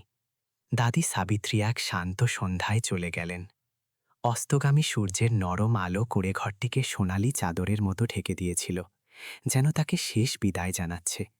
চারপাশের পরিবেশ শান্ত ছিল, কেবল হাওয়ার সরসর শব্দ ছিল, যা পুরনো ত্রিপলটিকে নাড়া দিচ্ছিল। অর্জুন বিছানার পাশে বসে রইল। তার নজর দাদির শান্ত মুখ থেকে সরছিল না। সে নিজের হাতে হাতির দাদির চিরুনিটিকে শক্ত করে ধরে রেখেছিল। তার মন দুঃখ আর দায়িত্বের মাঝে জড়িয়েছিল। দাদি সাবিত্রীর মৃত্যুর খবর গ্রামে দাবানলের মতো ছড়িয়ে পড়ল। কিছু লোক কৌতূহলবশত এলো, আবার কেউ কেউ লজ্জিত হয়ে চুপচাপ দাঁড়িয়ে রইল। মাস্টারমশাই বর্মা সবার আগে কুঁড়ে ঘরে এলেন। তার হাতে আগরবাতি ছিল আর চোখে ভারী ভাব। সাবিত্রীজি এক মহৎ জীবন কাটিয়েছেন অর্জুন। তিনি যে বিশ্বাস পিছনে রেখে গেছেন তা বজায় রেখো, তিনি ভারী কিন্তু উৎসাহব্যঞ্জক গলায় বললেন। অন্ত্যেষ্টিক্রিয়া সাধারণ কিন্তু সম্মানজনকভাবে সম্পন্ন হল। অর্জুন দাদির চিতার সামনে হাঁটু গেড়ে বসল আর শেষবারের মতো তাকে প্রণাম জানালো। সে মনে মনে প্রতীক্ষা করল যে সে দাদির শিক্ষা অনুযায়ীই বাঁচবে। কিছু গ্রামবাসী যারা কোনোদিন তাদের থেকে দূরত্ব বজায় রেখে চলত, তারাও আগরবাতি জ্বালাতে এলো। এক মহিলা অনেকক্ষণ চুপচাপ দাঁড়িয়ে রইলেন এবং তারপর কেঁদে ফেললেন। আমি ভুল ছিলাম যে সাবিত্রী আর তার নাতিকে বুঝতে পারিনি। বেচারা দুজনের জন্যই এটা খুব দুঃখের।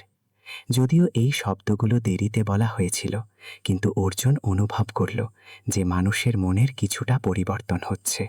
অন্ত্যেষ্টিক্রিয়ার পর অর্জুন নোটবুক দেখে দাদির বার্তা পড়ে, সংকল্প করে, পরের দিন টাকা জমা করে জীবন বদলানোর পরিকল্পনা করে। অন্ত্যেষ্টিক্রিয়ার পর অর্জুন ফিরে এসে নিজের কুঁড়ে ঘরে সেই নোটবুক আর চিরুনির সামনে বসল। সেই নোটবুক খুলল এবং সেই পাতাগুলো উল্টাল যেগুলোতে দাদি যত্ন সহকারে হিসেব লিখেছিলেন। এটা সেই সমস্ত টাকা ছিল যা দাদি বছরের পর বছর পুরনো জিনিস বিক্রি করে আর সেই সৈনিকের দেওয়া সামান্য সাহায্য থেকে জমিয়েছিলেন। দাদির শেষ লাইনগুলো একটা বার্তার মতো ছিল, অর্জুন, আমার তোমার ওপর বিশ্বাস আছে। জীবন যতই কঠিন হোক না কেন, এই টাকার ব্যবহার ভালো কাজের জন্য করো, কেবল নিজের জন্য নয় বরং তোমার চারপাশের মানুষের জন্যেও। অর্জুন ধীরে ধীরে চোখ বন্ধ করে নিল। নিজের সবথেকে প্রিয় ব্যক্তিকে হারানোর যন্ত্রণা দাদির সঁপে দেওয়া ইচ্ছাশক্তির থেকে কিছুটা কম হতে অনুভব করল। ওনার আমার ওপর ভরসা ছিল, আমি তাকে নিরাশ করতে পারব না, সে বিড়বিড় করে বলল। পরের দিন অর্জুন প্রতিটি চ্যালেঞ্জের মোকাবিলা করার সিদ্ধান্ত নিল। সে টাকাগুলো এক সুরক্ষিত জায়গায় জমা করল এবং তারপর নিজের জীবনকে আরও ভালো করার পরিকল্পনা করতে লাগল। শেঠ কিষানের তদারকি করা চোখের সামনে অর্জুন পরিষ্কার শব্দে বলল, আমি কাজ করব, কিন্তু আপনি এটা ভাববেন না যে আমি বোঝা। আমি প্রমাণ করে দেব যে আপনি ভুল। শেঠ কিষান ভ্রু কুচকে এক ব্যঙ্গাত্মক হাসি হাসল। দেখি তুই কি করতে পারিস বাচ্চা। অর্জুন কোনো জবাব দিল না, তার চোখে দৃঢ় সংকল্প ছিল। পরের দিনগুলোতে অর্জুন গরিব বাচ্চাদের সাহায্য করে। গ্রামবাসীরা তার পরিবর্তন দেখে অবাক হয়। তার পরের দিনগুলোতে সে গ্রামের গরিব বাচ্চাদের সাহায্য করা শুরু করল। সে তাদের শেখালো কিভাবে সুরক্ষিতভাবে আবর্জনা কুড়োতে হয় এবং কিভাবে জিনিসগুলোকে আলাদা করে সামান্য অতিরিক্ত আয় করা যেতে পারে। ধীরে ধীরে বাচ্চারা তার আশেপাশে জড়ো হতে লাগল এবং তাকে বড় ভাইয়ের মতো মানতে লাগল। গ্রামবাসীদের নজর অর্জুনের দিকে যেতে শুরু করল। কিছু লোক তার পরিবর্তনে আশ্চর্য প্রকাশ করল। এক ব্যক্তি যে আগে দুজনের সমালোচনা করত, দূর থেকে তাকে দেখে মাথা নেড়ে বলল, এই ছেলেটা তো খুব সাহসী, যেমনটা আমি ভেবেছিলাম তেমন নয়। অর্জুন প্রশংসা বা সমালোচনার দিকে মনোযোগ দিল না। তার মাথায় কেবল একটাই কথা ছিল, দাদির ইচ্ছা পূরণ করা। সে ছোট কুঁড়েঘরের সামনে দাঁড়িয়েছিল, হাতে হাতির দাঁতের চিরুনি শান্ত হয়ে পড়েছিল। আমি আপনার জন্য বাঁচব দাদি, আর নিজের জন্যেও, অর্জুন গম্ভীর কিন্তু দৃঢ় গলায় বলল। সূর্যে আলো ত্রিপলের ফুটো দিয়ে এসে তার মুখে পড়ছিল, যা থেকে সে এক অদ্ভুত শক্তি পাচ্ছিল। অন্ত্যেষ্টিক্রিয়ার পর অর্জুন কুঁড়েঘর দেখে সংকল্প করে, মেরামত শুরু করে। শেঠ কিষানের উপহাস। দাদি সাবিত্রীর অন্ত্যেষ্টিক্রিয়ার পর সেই ছোট কুঁড়েঘরটি সেই ধূসর জমিতে একা দাঁড়িয়েছিল। অর্জুন চুপচাপ তা দেখছিল। তার চোখ লাল ছিল, কিন্তু তাতে এক নতুন চমক ছিল। তার দাদির শেষ কথা মনে পড়ল। তোমাকে ভালো জীবন বাঁচতে হবে, না কেবল নিজের জন্য বরং সেই সব মানুষের জন্য যাদের তোমার প্রয়োজন আছে। আজ থেকে সে কেবল নিজের জন্য বাঁচবে না। প্রথম দিন অর্জুন কুঁড়েঘর মেরামতের কাজ শুরু করল। সে নিজেই আবর্জনার স্তূপ পরিষ্কার করল এবং পুরনো কাঠের তক্তাগুলো জোগাড় করল, যা এখনও কাজে আসতে পারে। ভাঙার দোকানে কাটানো দিনগুলো অর্জুনকে অকেজো মনে হওয়া জিনিসের ব্যবহার করা শিখিয়ে দিয়েছিল। সে ভেঙে যাওয়া দেওয়াল আর কোণগুলোকে আবার দাঁড় করাল। তাকে কাজ করতে দেখে শেঠ কিষাণ দূরে দাঁড়িয়ে টিপ্পনি কাটছিল। এ ছেলে, তুই যাই করিস না কেন তাতেই ফেল হবি। সারা জীবন তুই কেবল আবর্জনা কুড়ানিয়েই থাকবি, বড় স্বপ্ন দেখিস না। এই শব্দগুলো অর্জুনের বুকে আঘাত করছিল, কিন্তু সে পাল্টা কোনো জবাব দিল না। তার ছোট হাত হাতুড়িটিকে শক্ত করে ধরে রেখেছিল এবং সে কাঠের ওপর মজবুতভাবে পেরেক ঠুকে চলল। তার নজর সোজা সামনের দিকে ছিল। চারপাশের হাসি আর উপহাসের সে কোনো তোয়াক্কা করল না। গ্রামবাসীরা ছোট সাহায্য করতে শুরু করে। মাস্টারজি উপদেশ দেন। যদিও সব মানুষ উদাসীন ছিল না, কিছু গ্রামবাসী চুপচাপ সাহায্য করতে লাগল। কাকি মিনা, যে প্রায়ই মন্দিরের বাইরে ফুল বেচত, কিছু পুরনো পেরেক নিয়ে এলো। আমি বেশি কিছু তো করতে পারবো না, কিন্তু অন্তত এই ছেলেটা আমাদের সবার চেয়ে বেশি সাহসী, কাকিমিনা ভারী মনে বলল। মাস্টারমশাই বর্মাও এলেন এবং একটি বড় ত্রিপুল নিয়ে এলেন। লোকে কি বলে তাতে কান দিও না, সেটাই করো যা তোমার সঠিক মনে হয়। তিনি ভালোবেসে অর্জুনের পিঠ চাপড়ে দিলেন। এই ছোট ছোট ইশারাগুলো তাকে শক্তি দিল। অর্জুন সময়ের তোয়াক্কা না করে কাজ করে চলল। তার হাত ছিলে গিয়েছিল, পায়ে ব্যথা ছিল, কিন্তু প্রতিবার যখন সে ক্লান্ত হতো তখন দাদি সাবিত্রী আর হাতির দাঁতের চিরুনির ছবি তাকে থামতে দিত না। শেঠ কিষাণ গুজব ছড়ায়, কিছু লোক দূরত্ব বজায় রাখে, কিন্তু অর্জুন চালিয়ে যায়। ইতিমধ্যে শেঠ কিষাণ চুপ করে বসে থাকল না। সে পুরো গ্রামে গুজব ছড়িয়ে দিল যে ছেলেটার কাছে যে টাকা আছে তা চুরির। দেখো, ওসব উড়িয়ে দেবে। এই কথাগুলো অনেককে বিভ্রান্ত করে দিল। কিছু লোক অর্জুনের থেকে দূরত্ব তৈরি করা শুরু করল। তারা কোনো ঝামেলায় পড়তে চাইছিল না। কিন্তু অর্জুন ডগমগাল না। যখনই সে এমন কথা শুনত তখন কেবল ফ্যাকাশে হাসি হাসত। আমি কিভাবে বাঁচছি তা আমি জানি। পরের কয়েকদিনে অর্জুন নিজের কাজ জারি রাখল। সেই ছোট কুঁড়েঘর ধীরে ধীরে এক উষ্ণ জায়গায় বদলে যেতে লাগল। সে মেঝে থেকে ধুলো পরিষ্কার করল, দরজার মেরামত করল এবং এমনকি পুরনো কাঠের টুকরো দিয়ে এক ছোট বইয়ের আলমারিও বানিয়ে নিল। যদিও সবকিছু খুব সাধারণ ছিল, কিন্তু এর এক বিশেষ অর্থ ছিল। এই জায়গা কেবল তার ঘর হবে না, বরং অন্যান্য গরিব বাচ্চাদের জন্য এক আশ্রয়ও হয়ে উঠবে। সন্ধ্যায় অর্জুন কুঁড়েঘরের সামনে দাঁড়িয়ে দরজার ফাঁক দিয়ে আসা প্রদীপের আলো দেখছিল। তার মনে এক তীব্র অনুভূতি জেগে উঠল। আমি এটা করতে পারি।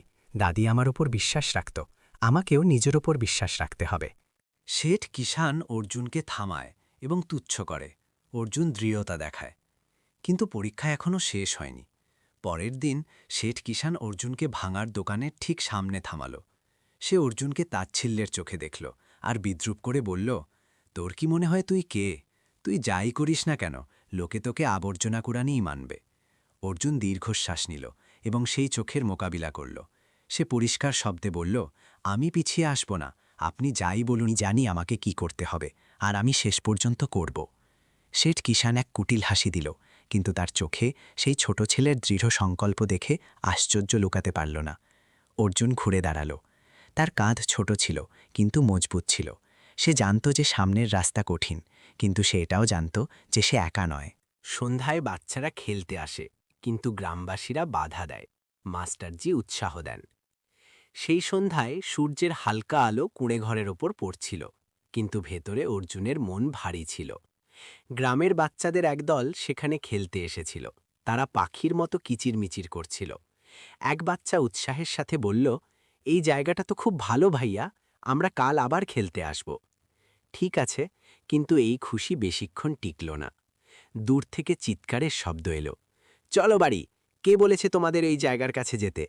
এক বয়স্ক মহিলা রাগে এলেন আর বাচ্চার হাত টেনে নিয়ে গেলেন। অন্যান্য লোকও নিজেদের বাচ্চাদের টেনে নিয়ে গেল। তাদের চোখে বৈষম্য পরিষ্কার ছিল। ওই ঘরের অলক্ষী নিজেদের ওপর নিও না। অর্জুন চুপচাপ দাঁড়িয়ে রইল। তার মুঠি শক্ত হয়ে গেল। তার বুক ফেটে যাচ্ছিল। সে একটা ভালো জায়গা তৈরি করার জন্য এত পরিশ্রম করেছিল, কিন্তু সেই শব্দগুলো তার সমস্ত চেষ্টাকে ছিঁড়ে ফেলেছিল। তখনই মাস্টার মশাই বর্মা সেখানে এলেন। তিনি তার শান্ত চোখে অর্জুনকে দেখলেন। বেটা, দুঃখ করো না। অন্যদের চিন্তা বদলানো কোনোদিন সহজ হয় না, কিন্তু তার মানে এটা নয় যে আমাদের হার মেনে নিতে হবে। অর্জুন মাথা নাড়ল, কিন্তু তার চোখে সন্দেহ ছিল। আমি কি সত্যিই এটা করতে পারবো মাস্টার মশাই? মাঝে মাঝে আমার মনে হয় আমি তাদের মোকাবিলা করার জন্য যথেষ্ট নই। মাস্টার মশাই তার কাঁধে হাত রাখলেন। মনে রেখো, এটা গুরুত্বপূর্ণ নয় যে অন্যরা কি ভাবছে, বরং এটা গুরুত্বপূর্ণ যে তুমি কি করছো আর কার জন্য করছো। দাদি সাবিত্রী তোমার ওপর বিশ্বাস ছিল, আর আমারও আছে। অর্জুন সভা ডেকে গ্রামবাসীদের বোঝানোর চেষ্টা করে। এক বৃদ্ধ সমর্থন করে। অর্জুন এক ছোট সভা ডাকার সিদ্ধান্ত নিল এবং গ্রামবাসীদের আমন্ত্রণ জানাল। সে নিজের পরিকল্পনার কথা স্পষ্টভাবে বোঝাতে চাইছিল, সেই কাজের পেছনের আসল অর্থ যা সে করছিল। সভার দিন আকাশ পরিষ্কার নীল ছিল, কিন্তু অর্জুনের বুক থুকফুক করছিল। কেবল কিছু লোকই এলো এবং আঙিনায় দূরে দূরে বসল। তাদের চোখে এখনও সন্দেহ ছিল। অর্জুন আঙিনার মাঝখানে এলো এবং নিজের গলা শান্ত রাখার চেষ্টা করল। আমি জানি আপনারা আমার আর দাদির ব্যাপারে কি ভাবেন, কিন্তু আমি এই সভা সাফাই দেওয়ার জন্য ডাকিনি। আমি শুধু চাই আপনারা বুঝুন যে আমি এই সব কেবল নিজের জন্য নয়, বরং পুরো গ্রামের জন্য করছি। এক মহিলা মাঝপথেই তিক্ততার সাথে বললেন, এ ছেলে, তোর কথায় কে বিশ্বাস করবে? তুই শুধু লোক দেখানো কাজ করছিস, ওই কুঁড়েঘরের কি লাভ? আঙিনায় কানাঘুষো ছড়িয়ে পড়ল। অর্জুন নিজের কপালে ঠান্ডা ঘাম অনুভব করল, কিন্তু সে পিছিয়ে গেল না। আমি এটা আশা করি না যে আপনারা তখনই নিজেদের চিন্তা বদলে ফেলবেন। আমি শুধু চাই আপনারা আমাকে এটা প্রমাণ করার এক সুযোগ দিন যে আমি যা করছি তা অকেজো নয়। যখন পরিবেশ খুব ভারী আর উত্তেজনাকর হয়ে গেল, তখন এক বৃদ্ধ ব্যক্তি উঠে দাঁড়ালেন। সবাই ঘুরে তাকে দেখল। তার গলা ভারী আর গম্ভীর ছিল। আমি সাবিত্রীজিকে জানতাম। তিনি সবথেকে দয়ালু মানুষ ছিলেন যার সাথে আমি কখনো দেখা করেছি। যদি এই ঠেলেটা তার নাতি হয়, তবে আমার বিশ্বাস যে এও ভালো কাজ করবে। ফয়সালা করার তাড়া করো না, একে এক সুযোগ দাও। এই ব্যক্তি ছিলেন চাচা মোহন, যার সাহায্য দাদি সাবিত্রী অনেক বছর আগে এক বড় বন্যার সময় করেছিলেন। তার সামনে আসা উত্তেজনাকর পরিবেশে টাটকা হাওয়ার ঝাপটার মতো ছিল। আরও কিছু লোক ফিসফিস করতে লাগল। ছেলেটা সত্যি বলছে মনে হচ্ছে। সাবিত্রী আমাদের সাহায্য করেছিলেন, তবে আমরা তাকে এক সুযোগ কেন দেব না? যদিও কিছু সমর্থন পাওয়া গেল, কিন্তু অধিকাংশ গ্রামবাসী এখনও দূরত্ব বজায় রাখল। তারা সরাসরি কিছু বলল না, কিন্তু তাদের ঠান্ডা নজর অর্জুনের প্রতি পদক্ষেপে টিকে থাকল। সেই রাতে অর্জুন চুপচাপ উনুনের পাশে বসেছিল। হাতের দাঁতের চিরুনি তার হাতে ছিল। দাদি, আমি হার মানব না। যতই মুশকিল হোক আমি এটা করেই ছাড়ব। আগুনের শিখা তার দৃঢ় চোখে প্রতিফলিত হচ্ছিল। চারপাশের অন্ধকার তার মনে জ্বলতে থাকা সেই ছোট্ট আলোকে নেভাতে পারল না। ছোট সভাটি ধীরে ধীরে শেষ হয়ে গেল, কিন্তু সেই বৃদ্ধ ব্যক্তির শব্দের প্রতিধ্বনি এখনও মানুষের মনে ছিল। সাবিত্রীজি আমাকে জীবনে দ্বিতীয় সুযোগ দিয়েছিলেন। চাচা মোহন বিচারমগ্ন হয়ে ভাগ করে নিলেন। এখন সময় এসেছে যে আমি তার নাতির জন্য সেটাই করি। সেখানে বসা লোকজন যদিও এখনও সংশয়ে ছিল, কিন্তু তারা সেই ভালো কাজগুলোকে অস্বীকার করতে পারছিল না যা দাদি সাবিত্রী করেছিলেন। তারা কিছু না বলে চলে গেল, কিন্তু তাদের মনে কিছুটা বদল আসতে লাগল। পরের দিন যখন অর্জুন কুঁড়েঘরের পুরনো কাঠের দেওয়ালে রং করছিল, হঠাৎ কেউ আওয়াজ দিল। এক মহিলা, যিনি কিছু পুরনো কাপড়ের টুকরো এনেছিলেন, ভেতরে এলেন। আমি দেখেছি যে বাচ্চারা এখানে খুশি মনে খেলে। এই কিছু পুরনো কাপড় আছে যা আমার কোনো কাজের নয়, তুমি রেখে দাও। অর্জুন সেই পুরনো কাপড়গুলো দেখল, তার মন ভরে গেল। জি ধন্যবাদ কাকি, আমি এগুলো বাচ্চাদের বসার মাদুর বানাতে ব্যবহার করব। এই ঘটনার খবর ছড়িয়ে পড়ল এবং ধীরে ধীরে আরও কিছু লোক কুঁড়েঘরে আসতে লাগল। তারা নিজেদের সাথে ছোটখাটো জিনিস নিয়ে এলো, পুরনো বই, কিছু ভাঙা চেয়ার, এমনকি এক বস্তা চালও। এই ছেলেটা সত্যি কিছু ভালো করার চেষ্টা করছে, এক ব্যক্তি ইতস্তত হয়ে বললেন। দেখি এ কি করে। এক সকালে যখন অর্জুন কুঁড়েঘরের দরজা খুলল, তখন সে দেখল যে দুই বাচ্চা বাইরে অপেক্ষা করছে। ভাইয়া অর্জুন, আমাদের মা আমাদের এখানে খেলতে আসার অনুমতি দিয়ে দিয়েছে। মা বলেছে আপনি ভালো মানুষ। সেই শব্দগুলো অর্জুনের মনকে উষ্ণ করে দিল। সে হাসল আর বাচ্চাদের ভেতরে নিয়ে গেল। সে তাদের বই গুছিয়ে রাখা শেখালো আর তাদের সাথে সাধারণ খেলা খেলল। সেই ছোট কুঁড়েঘরে হাসির আওয়াজ প্রতিধ্বনিত হতে লাগল। সেই সন্ধ্যায় সেই দুই বাচ্চার মা কাকি রাধা হঠাৎ কুঁড়েঘরে এলেন। তার চোখে এক নতুন চমক ছিল। আমি কোনোদিন ভেবেছিলাম যে তুমি কিছুই করতে পারবে না, কিন্তু এখন আমার মনে হচ্ছে আমি ভুল ছিলাম। সাহস হারিও না অর্জুন, দাদি সাবিত্রীকে নিরাশ হতে দিও না, কাকি বললেন। অর্জুন মাথা নত করে ধন্যবাদ জানালো, কিন্তু তার মন এখনও চিন্তা থেকে মুক্ত ছিল না। সে জানত যে গ্রামে এখনও অনেক লোক আছে যারা তাকে গ্রহণ করতে পারেনি, এবং তাদের মধ্যে সবার আগে ছিলেন শেঠ কিষাণ। এক দুপুরে যখন অর্জুন গ্রামবাসীদের দেওয়া পুরনো বইগুলো বাছাই করছিল, শেঠ কিষাণ হঠাৎ সেখানে ধমক দিয়ে এলেন। তিনি দরজায় দাঁড়িয়ে গেলেন। তার চোখে বরফের মতো শীতলতা ছিল আর ঠোঁটে এক ব্যঙ্গাত্মক হাসি। এখন তো তুই বড় সমাজ সংস্কারক হয়ে গেছিস, তাই না? কিন্তু এটা ভাবিস না যে এই অকেজো জিনিসগুলো কিছু বদলে দেবে। আমি সত্যি বলছি, তুই কেবল নিজের সময় নষ্ট করছিস। অর্জুন মাথা তুলল। তার চোখে এক অদ্ভুত শান্তি আর দৃঢ়তা ছিল। আমি এই সব আপনার স্বীকৃতি পাওয়ার জন্য করছি না শেঠজি, আমি এই জন্যই করছি যাতে আমি দাদির কাছে করা আমার প্রতিজ্ঞা রাখতে পারি। শেঠ কিষাণ এক নিষ্ঠুর হাসি হাসল। তাহলে অপেক্ষা কর, আমি তোকে দেখাবো যে আমার বিরুদ্ধে যাওয়ার পরিণাম কি হয়। সেই হুমকি কোনো তেজ ধারালো ছুরির মতো অর্জুনের মনে গেঁথে গেল, কিন্তু তাকে ভাঙতে পারল না। এর বিপরীতে অর্জুনের সংকল্প আরও মজবুত হয়ে গেল। শেঠ কিষাণের শব্দগুলো অর্জুনের মাথায় ঘুরতে থাকল, তবুও সে নিজের কাজ জারি রাখল। সে বেঁচে যাওয়া টাকা দিয়ে বাচ্চাদের জন্য বই, খাতা আর কিছু খাবার জিনিস কিনল। প্রতিদিন বাচ্চাদের হাসি আর কথায় কুঁড়েঘর মুখরিত থাকত, যা গ্রামের পরিবেশ একটু হালকা করতে লাগল। কিছু কৌতূহলী গ্রামবাসী ওখান দিয়ে যেতেন আর অর্জুনকে কাজ করতে দেখতেন, তারপর নিজেদের চিন্তায় ডুবে চুপচাপ চলে যেতেন। মাস্টারমশাই বর্মাও কুঁড়েঘরে এলেন এবং নিজের সাথে ফলের এক ছোট থলি নিয়ে এলেন। তিনি হাসি মুখে অর্জুনের পিঠ চাপড়ে দিলেন। বেটা, তুমি খুব ভালো কাজ করেছ। শেঠ কিষাণের কথায় নিজের মন ছোট করো না, শুধু এগিয়ে চলো, ধীরে ধীরে সবাই বুঝে যাবে। অর্জুন মাথা নত করল, তার মন কৃতজ্ঞতায় ভরে গেল। জি মাস্টারমশাই, আমি হার মানব না। সেই রাতে যখন অর্জুন কুঁড়েঘর পরিষ্কার করছিল, সে টেবিলে এক ছোট খাম রাখা পেল। ভেতরে এক চিঠি ছিল, যাতে কিছু লাইন লেখা ছিল। বাচ্চাদের জন্য তুমি যা করছ তার জন্য ধন্যবাদ। এটা আমার পক্ষ থেকে এক ছোট সাহায্য। আশা করি তুমি নিজের চেষ্টা জারি রাখবে। চিঠির সাথে কিছু টাকাও ছিল। অর্জুন জানত না এটা কে পাঠিয়েছে, কিন্তু সে অনুভব করল যে তার বোঝা একটু হালকা হয়ে গেছে। দাদি, আমি এটা করে দেখাবো, সে মনে মনে বলল। আপনি শিখিয়েছিলেন যে দয়ালুতার মধ্যে সবকিছুর চেয়ে বড় শক্তি থাকে। আমি সেই শক্তি বজায় রাখব। এক শান্ত সকালে শেঠ কিষাণের তেজ হুঙ্কারে পুরো এলাকা কেঁপে উঠল। এ ছেলে এখন অনেক হয়েছে। সে নিজের সাথে কিছু অচেনা লোককে নিয়ে এসেছিল আর অর্জুনের দিকে আঙুল তুলে চিৎকার করল, আমি আমার এই জমি ফেরত নিচ্ছি। আমি তোকে এখানে এই সব নাটক করতে দেব না। অর্জুন তখন কিছু বাচ্চার সাথে মিলে পুরনো বইগুলো গোছাচ্ছিল। শেঠ কিষাণের গলার আওয়াজ শুনে সে বাইরে দৌড়ে এলো। তার চোখে চিন্তা ছিল, কিন্তু ভয় একেবারেই না। শেঠ কিষাণ আবর্জনার মাঠের মাঝখানে দাঁড়িয়েছিল, কোমরে হাত রেখে, আর তার গলায় বিষ মেশানো ছিল। তোর কি মনে হয় তুই কে? তুই আমার আবর্জনা ফেলার জায়গাকে এটা কি বানিয়েছিস? বড় স্বপ্ন দেখছিস।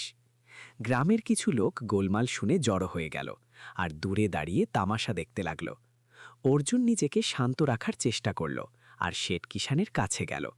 আমার উদ্দেশ্য আপনার জমি হাতিয়ে নেওয়া নয়, আমি তো কেবল বাচ্চাদের জন্য খেলার আর পড়ার একটা জায়গা বানাতে চাই। শেঠ কিষাণ জোরে হাসল, তার চোখে ঘৃণা ছিল। বাচ্চাদের সাহায্য নাকি? তুই দাদি সাবিত্রীর টাকার ব্যবহার করে নিজের ব্যবসা জমাচ্ছিস। আমাকে বোঝাতে আসিস না যে তোর মাথায় কি চলছে। শেঠ কিষাণের এই অভিযোগগুলো ওখানকার পরিবেশকে আরও উত্তেজনাকর করে তুলল। ভিড়ে লোকজন কানাঘুষো করতে লাগল। তখনই ভিড়ের মধ্যে থেকে এক আওয়াজ এলো, শেঠ কিষাণ, আপনি যা বলছেন তা ভুল। এটি চাচা মোহন ছিলেন, সেই ব্যক্তি যার সাহায্য দাদি সাবিত্রী কখনো করেছিলেন। তিনি এগিয়ে এলেন, তার চোখে এক চমক ছিল। এই ছেলেটা যা করেছে তা পুরো গ্রামে কেউ করার সাহস করেনি। এ সেই বাচ্চাদের দেখাশোনা করছে, সেই জিনিসগুলোকে ঠিক করছে যেগুলোর কেউ পরোয়া করেনি। আপনার একে থামানোর কি অধিকার আছে? চাচা মোহনের কথায় পরিবেশ একটু নরম হল। আরও কিছু লোক সমর্থনে বলতে লাগল, হ্যাঁ, উনি ঠিক বলছেন। ছেলেটা তো কেবল ভালো কাজ করার চেষ্টা করছে। যদিও সে ছোট, কিন্তু সে আমাদের চেয়ে বেশি বুদ্ধিমান প্রমাণিত হয়েছে। অর্জুন ভিড়ের দিকে ঘুরে মাথা নত করল আর চড়া গলায় বলল, আমি কারো সাথে লড়াই করতে চাই না, আর না কাউকে বিরক্ত করতে চাই। আমি শুধু দাদি সাবিত্রীর স্বপ্ন পূরণ করতে চাই, আর আমি তাকে নিরাশ হতে দেব না। শেঠ কিষান দেখল যে গ্রামবাসীরা অর্জুনের সমর্থন করতে শুরু করেছে। তখন তার মুখ রাগে লাল হয়ে গেল। তোমরা সবাই এই ছেলেটার কথায় ভুলে গেছ। আমি বলছি এই জমি আমার। যদি আমি চাই তবে এটাকে এখনই ফেরত নিতে পারি। তোমরা সবাই কি করে নেবে? অর্জুন সোজা দাঁড়িয়ে গেল। তার চোখে এক অটল বিশ্বাস ছিল। সে শেঠ কিষানের চোখের দিকে সরাসরি তাকিয়ে বলল, আপনি জমি ফেরত নিতে পারেন, কিন্তু আপনি আমাদের থেকে আমাদের আশা কেড়ে নিতে পারবেন না। আমি কিছু ভুল করিনি, আর আমি পিছিয়ে আসব না। অর্জুনের এই সাহস দেখে শেঠ কিষান একটু থতমত খেয়ে গেল। সে নিজের হার স্বীকার করল না, কেবল এক হুমকি ভরা নজর দিল, আর ব্যঙ্গ করে হাসতে হাসতে বলল, আজ তোর কপাল ভালো, কিন্তু মনে রাখিস আমি ফেরত আসব। শেঠ কিষান চলে যাওয়ার পর কিছু গ্রামবাসী অর্জুনের কাছে এলেন। এক মহিলা বললেন, বেটা, তুমি চিন্তা করো না, যদি প্রয়োজন পড়ে তবে আমরা সবাই তোমার সাথে আছি। অর্জুন তাদের সবাইকে দেখল। তার মন আবেগপ্রবণ হয়ে গেল। আপনাদের সবাইকে অনেক অনেক ধন্যবাদ। আমি প্রতিজ্ঞা করছি যে আমি না তো দাদির আর না তো আপনাদের কারো ভরসা ভাঙতে দেব। এরপর গ্রামবাসীরা মন খুলে সাহায্য করা শুরু করল। কেউ কুঁড়ে ঘরের ছাদ ঠিক করতে সাহায্য করতে লাগল, তো কেউ বাচ্চাদের জন্য আরও বই নিয়ে এলো। কিছু লোক শুধু ওখানে দাঁড়িয়ে অর্জুনের সাহস বাড়াত। সেই রাতে যখন সবাই চলে গেল, অর্জুন নিজের ছোট কুঁড়ে ঘরের বাইরে দাঁড়াল। সে তারায় ভরা আকাশের দিকে তাকাল আর মনে মনে দাদি সাবিত্রীর সাথে কথা বলল, আমি থামব না দাদি, যতই মুশকিল কেন না আসুক, আমি আপনাকে নিরাশ হতে দেব না। কুঁড়ে ঘরের ভেতরে টেবিলে রাখা সেই হাতির দাঁতের চিরুনি আশা আর দয়ালুতার প্রতীকের মতো চলচল করছিল। এখন সেই ছোট কুঁড়েঘর, যা কখনো অবহেলার শিকার ছিল, বাচ্চাদের খিলখিল হাসিতে মুখরিত থাকত। ফাটা দেওয়ালগুলো এখন উজ্জ্বল রঙে রাঙিয়ে দেওয়া হয়েছিল। পুরনো চেয়ার আর টেবিলগুলোর মেরামত করে দেওয়া হয়েছিল, যাতে বাচ্চারা সেখানে বসে পড়তে পারে। সকালের রোদে অর্জুন অনুভব করল যে তার মনে এক প্রশান্তি ছড়িয়ে আছে। শুরুর দিনগুলোতে গ্রামবাসীরা কেবল দূর থেকে দেখত, কিন্তু এখন তারা একে একে ভেতরে আসতে শুরু করেছিল। কেউ নিজের শখে টাটকা সবজি আনত, কেউ চালের থলি, তো কেউ কেবল ভালোবেসে দু এক কথা। এক বৃদ্ধা মহিলা অর্জুনের কাছে এলেন এবং তার কাঁধে হাত রেখে বললেন, বেটা, তুমি সেটা করে দেখিয়েছ যা সাবিত্রী সবসময় চাইত। এই বাচ্চাদের নতুন আশা দেওয়ার জন্য তোমাকে ধন্যবাদ। সেই শব্দগুলো অর্জুনের সেই সমস্ত ক্ষতে মলম লাগিয়ে দিল, যা সে এত সময় ধরে সহ্য করেছিল। সে মাথা নত করে বলল, আমি তো কেবল সেটাই করছি যা দাদি আমাকে শিখিয়েছিলেন। ওটাই আমার শক্তি। সেই সন্ধ্যায় যখন বাচ্চারা একে একে নিজেদের বাড়ি চলে গেল, অর্জুন একা নিজের টেবিলে বসে সেই হাতির দাঁতের চিরুনিটি দেখছিল। দাদির শেষ শব্দগুলো তার কানে বাজছিল, টাকা সাধন উদ্দেশ্য নয়, বাঁচো এবং ভালো কাজ করো।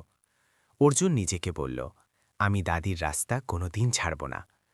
পরের দিন অর্জুন আরও বড় পরিকল্পনার কথা ভাবতে শুরু করল। সে চাইত যে এই কুঁড়ে ঘর এক ছোট শ্রেণীকক্ষে বদলে যাক, যেখানে গ্রামের প্রতিটি বাচ্চা পড়াশোনা শিখতে পারে আর নিজের স্বপ্ন দেখতে পারে। অর্জুন বেঁচে যাওয়া টাকা দিয়ে এক ব্ল্যাকবোর্ড, চক আর আরও কিছু বই কিনল। সে মাস্টারমশাই বোরমার কাছে গেল আর তাকে বাচ্চাদের পড়ানোর অনুরোধ জানাল। মাস্টারমশাই প্রথমে একটু ইতস্তত করলেন। তুমি কি ঠিক করে ভেবে দেখেছ অর্জুন? এই কাজ সহজ নয়, তিনি বললেন। অর্জুন হাসল। তার চোখে সংকল্প ছিল। আমি অনেক ভেবে নিয়েছি মাস্টারমশাই। দাদি বলতো যে যখন কোনো কাজ সত্যিকারের মন থেকে করা হয়, তখন মুশকিলগুলো নিজে থেকেই দূর হয়ে যায়। মাস্টারমশাই তার কথায় প্রভাবিত না হয়ে পারলেন না এবং তিনি রাজি হলেন। যদিও সামনের রাস্তা এখনও ফুলের বিছানা ছিল না, গ্রামের কিছু লোক এখনও সন্দেহ করছিল, এই ছেলেটা আগে কি করতে চলেছে, এর কাছে এত টাকা কোথা থেকে আসছে, এ এত বড় দায়িত্ব নেওয়ার জন্য খুব ছোট। এমন কথা মাঝে মাঝে অর্জুনের মনোবল তুলিয়ে দিত। কিন্তু প্রতিবার যখন সে দাদি সাবিত্রীর বিশ্বাস ভরা চোখ মনে করত, তখন সে আবার উঠে দাঁড়াত। এক সন্ধ্যা যখন আকাশ লাল আর কমলা রঙে ছেয়েছিল, অর্জুন নিজের কোণে ঘরের বাইরে দাঁড়িয়ে আঙিনায় খেলতে থাকা বাচ্চাদের দেখছিল। তার মুখে হাসি ছিল আর মনে এক অদ্ভুত উষ্ণতা। দাদি, সে ধীরে ধীরে ফিসফিস করে বলল, আমি করে দেখিয়েছি, কিন্তু এটা তো কেবল শুরু। আমি আপনার আর এই বাচ্চাদের জন্য নিজের চেষ্টা জারি রাখব। তার হাতে থাকা হাতির দাঁতের চিরুনি ডুবন্ত সূর্যের আলোয় চকচক করছিল, যেন দাদি সাবিত্রীর উত্তরাধিকারের কথা মনে করিয়ে দিচ্ছে। এটা কেবল টাকার কথা ছিল না, বরং এটা দয়ালুতা, বিশ্বাস আর জীবনে কোনোদিন হার না মানার শিক্ষা ছিল। সেই ছোট কুঁড়েঘর এখন গ্রামে ঘৃণার পাত্র ছিল না, বরং তা আশা আর বদলের প্রতীক হয়ে উঠেছিল। অর্জুন জানত যে রাস্তা এখনও লম্বা, কিন্তু সে তৈরি ছিল। হাতে হাতির দাঁতের চিরুনি আর মনে ভালোর প্রতি অটল বিশ্বাস নিয়ে সে নিজের যাত্রা জারি রাখার জন্য তৈরি ছিল। ঠিক যেমনটা দাদি সাবিত্রী বলেছিলেন, ভালোর জন্য বাঁচো। অর্জুন আর দাদি সাবিত্রীর জীবন এই কথার জীবন্ত প্রমাণ ছিল যে দয়া, ইচ্ছাশক্তি আর ভালোর ওপর বিশ্বাস কী করতে পারে। দারিদ্র্য হোক, সমাজের বহিষ্কার হোক বা প্রবল চাপ, তারা কোনোদিন মাথা নত করেননি, আর না তো পরিস্থিতির সামনে হাঁটু গেড়েছেন। তাদের গল্প কেবল এটাই শেখায় না যে টাকা একটা মাধ্যম মাত্র, উদ্দেশ্য নয়, বরং এটাও মনে করিয়ে দেয় যে মাঝে মাঝে মন থেকে করা একটা ছোট কাজও কারো পুরো জীবন বদলে দিতে পারে। যখন অর্জুন দাদি সাবিত্রীর রেখে যাওয়া টাকার ব্যবহার নিজের সুখের জন্য নয়, বরং গ্রামের বাচ্চাদের সাহায্যের জন্য করল, তখন সে কেবল দাদির ইচ্ছাই পূরণ করেননি, বরং প্রত্যেকের মনে আশার এক আলো জ্বালল। আমরা এর থেকে এটা শিখতে পারি যে এটা গুরুত্ব রাখে না আপনি কোথা থেকে এসেছেন, বরং এটা গুরুত্ব রাখে যে আপনি এগিয়ে যাওয়ার জন্য কি করছেন। ইচ্ছাশক্তি আর মহত্বই হল সেই সবথেকে বড় শক্তি যা মানুষকে প্রতিটি বিপদ থেকে পার করে নিয়ে যায়। অর্জুনের গল্প আমাদের সমাজে একে অপরের সাথে আমাদের ব্যবহার ভাগ করে নেওয়া আর সহানুভূতির গুরুত্ব নিয়ে গভীরভাবে ভাবতে অনুপ্রাণিত করে। অর্জুন আর দাদি সাবিত্রীর এই গল্প আমাদের শেখায় যে জীবনে যতই অসুবিধা আসুক না কেন, ভালো আর মহত্বের রাস্তা কোনোদিন ছাড়া উচিত নয়। দারিদ্র্য, সমাজের তিরস্কার আর প্রবল চাপ সত্ত্বেও অর্জুন কোনোদিন হার মানল না। সে প্রমাণ করে দিল যে টাকা কেবল এক সাধন মাত্র, জীবনের উদ্দেশ্য নয়। আসল উদ্দেশ্য হল অন্যদের সাহায্য করা আর নিজের মনে দয়া বজায় রাখা। অর্জুন দাদি সাবিত্রী রেখে যাওয়া টাকার ব্যবহার নিজের সুখ সুবিধার জন্য নয়, বরং গ্রামের গরিব বাচ্চাদের ভবিষ্যৎ করার জন্য করল। সে কেবল দাদির অন্তিম ইচ্ছা পূরণ করেনি, বরং সেই সমস্ত লোকের মনে আসার এক নতুন আলো জ্বালল, যারা তাকে কখনো ঘৃণার চোখে দেখত। এই গল্প থেকে আমরা এটা শিখতে পারি যে এটা গুরুত্ব রাখে না আপনি কোথা থেকে এসেছেন বা আপনার কাছে কত ধন আছে। গুরুত্ব এটা রাখে যে আপনি নিজের কর্ম দিয়ে দুনিয়াকে কি দিচ্ছেন। ইচ্ছাশক্তি, করুণা আর অন্যদের প্রতি সহানুভূতিই হল সেই শক্তি যা মানুষকে প্রতিটি বিপদ থেকে পার করে নিয়ে যায়। এই গল্পের মাধ্যমে আপনি করুণা আর ইচ্ছাশক্তির মূল্য সম্পর্কে কী অনুভব করেন? যদি আপনি অর্জুনের জায়গায় হতেন, তবে নিজের জীবন বদলানোর জন্য কি করতেন? নিজের বিচার নিচে কমেন্ট সেকশনে অবশ্যই শেয়ার করবেন। অর্জুনের গল্প আমাদের সমাজে একে অপরের সাথে ব্যবহার করার পদ্ধতি, ভাগ করে নেওয়া আর সহানুভূতি রাখার ব্যাপারে গভীরভাবে ভাবতে অনুপ্রাণিত করে। যদি আপনাদের এই গল্পটি অর্থপূর্ণ মনে হয়ে থাকে, তবে একে লাইক করতে ভুলবেন না, আর এই সুন্দর বার্তাটিকে আরও বেশি বেশি মানুষের কাছে পৌঁছে দেওয়ার জন্য শেয়ার করুন। এমনই আরও অনুপ্রেরণামূলক গল্প শোনার জন্য আমাদের চ্যানেলটিকে সাবস্ক্রাইব করতে ভুলবেন না। আমরা ভবিষ্যতেও এমনই মানবিক সংবেদনার সাথে যুক্ত গল্প নিয়ে আসব, যা আপনাদের জীবন সম্পর্কে ভাবতে আর অনুভব করতে বাধ্য করবে। বন্ধুরা, আপনারা দুনিয়ার কোন কোন থেকে এই ভিডিও দেখছেন, কমেন্টে নিজের শহর বা গ্রামের নাম লিখে আমাদের অবশ্যই জানান। আমাদের জেনে খুব খুশি হবে। আপনাদের অর্জুন আর দাদি সাবিত্রীর এই গল্পটি কেমন লাগলো? এটি কি আপনাদের মনকেও ছুঁয়ে গেল আর আপনাদের জীবনের প্রতি এক নতুন দৃষ্টিভঙ্গি দিল? নিজের বিচার আর ভাবনা আমাদের সাথে শেয়ার করতে ভুলবেন না। আমরা ঈশ্বরের কাছে প্রার্থনা করি যে আপনারা আর আপনাদের পরিবার যেখানেই থাকুন, সবসময় সুস্থ, সুরক্ষিত আর শান্ত থাকুন। আপনাদের জীবনে অনেক অনেক খুশি আর প্রশান্তি বজায় থাকুক। যদি আপনাদের কাছেও এমন কোনো মন ছুঁয়ে যাওয়া গল্প বা জীবনের কোনো এমন অভিজ্ঞতা থাকে যা আপনারা দুনিয়াকে শোনাতে চান, তবে দয়া করে তা কমেন্টে লিখুন। আপনাদের গল্প অন্যদের জন্য এক বড় প্রেরণা হয়ে উঠতে পারে। নিজের খেয়াল রাখুন, ভালো কাজ করতে থাকুন আর সবসময় হাসতে থাকুন।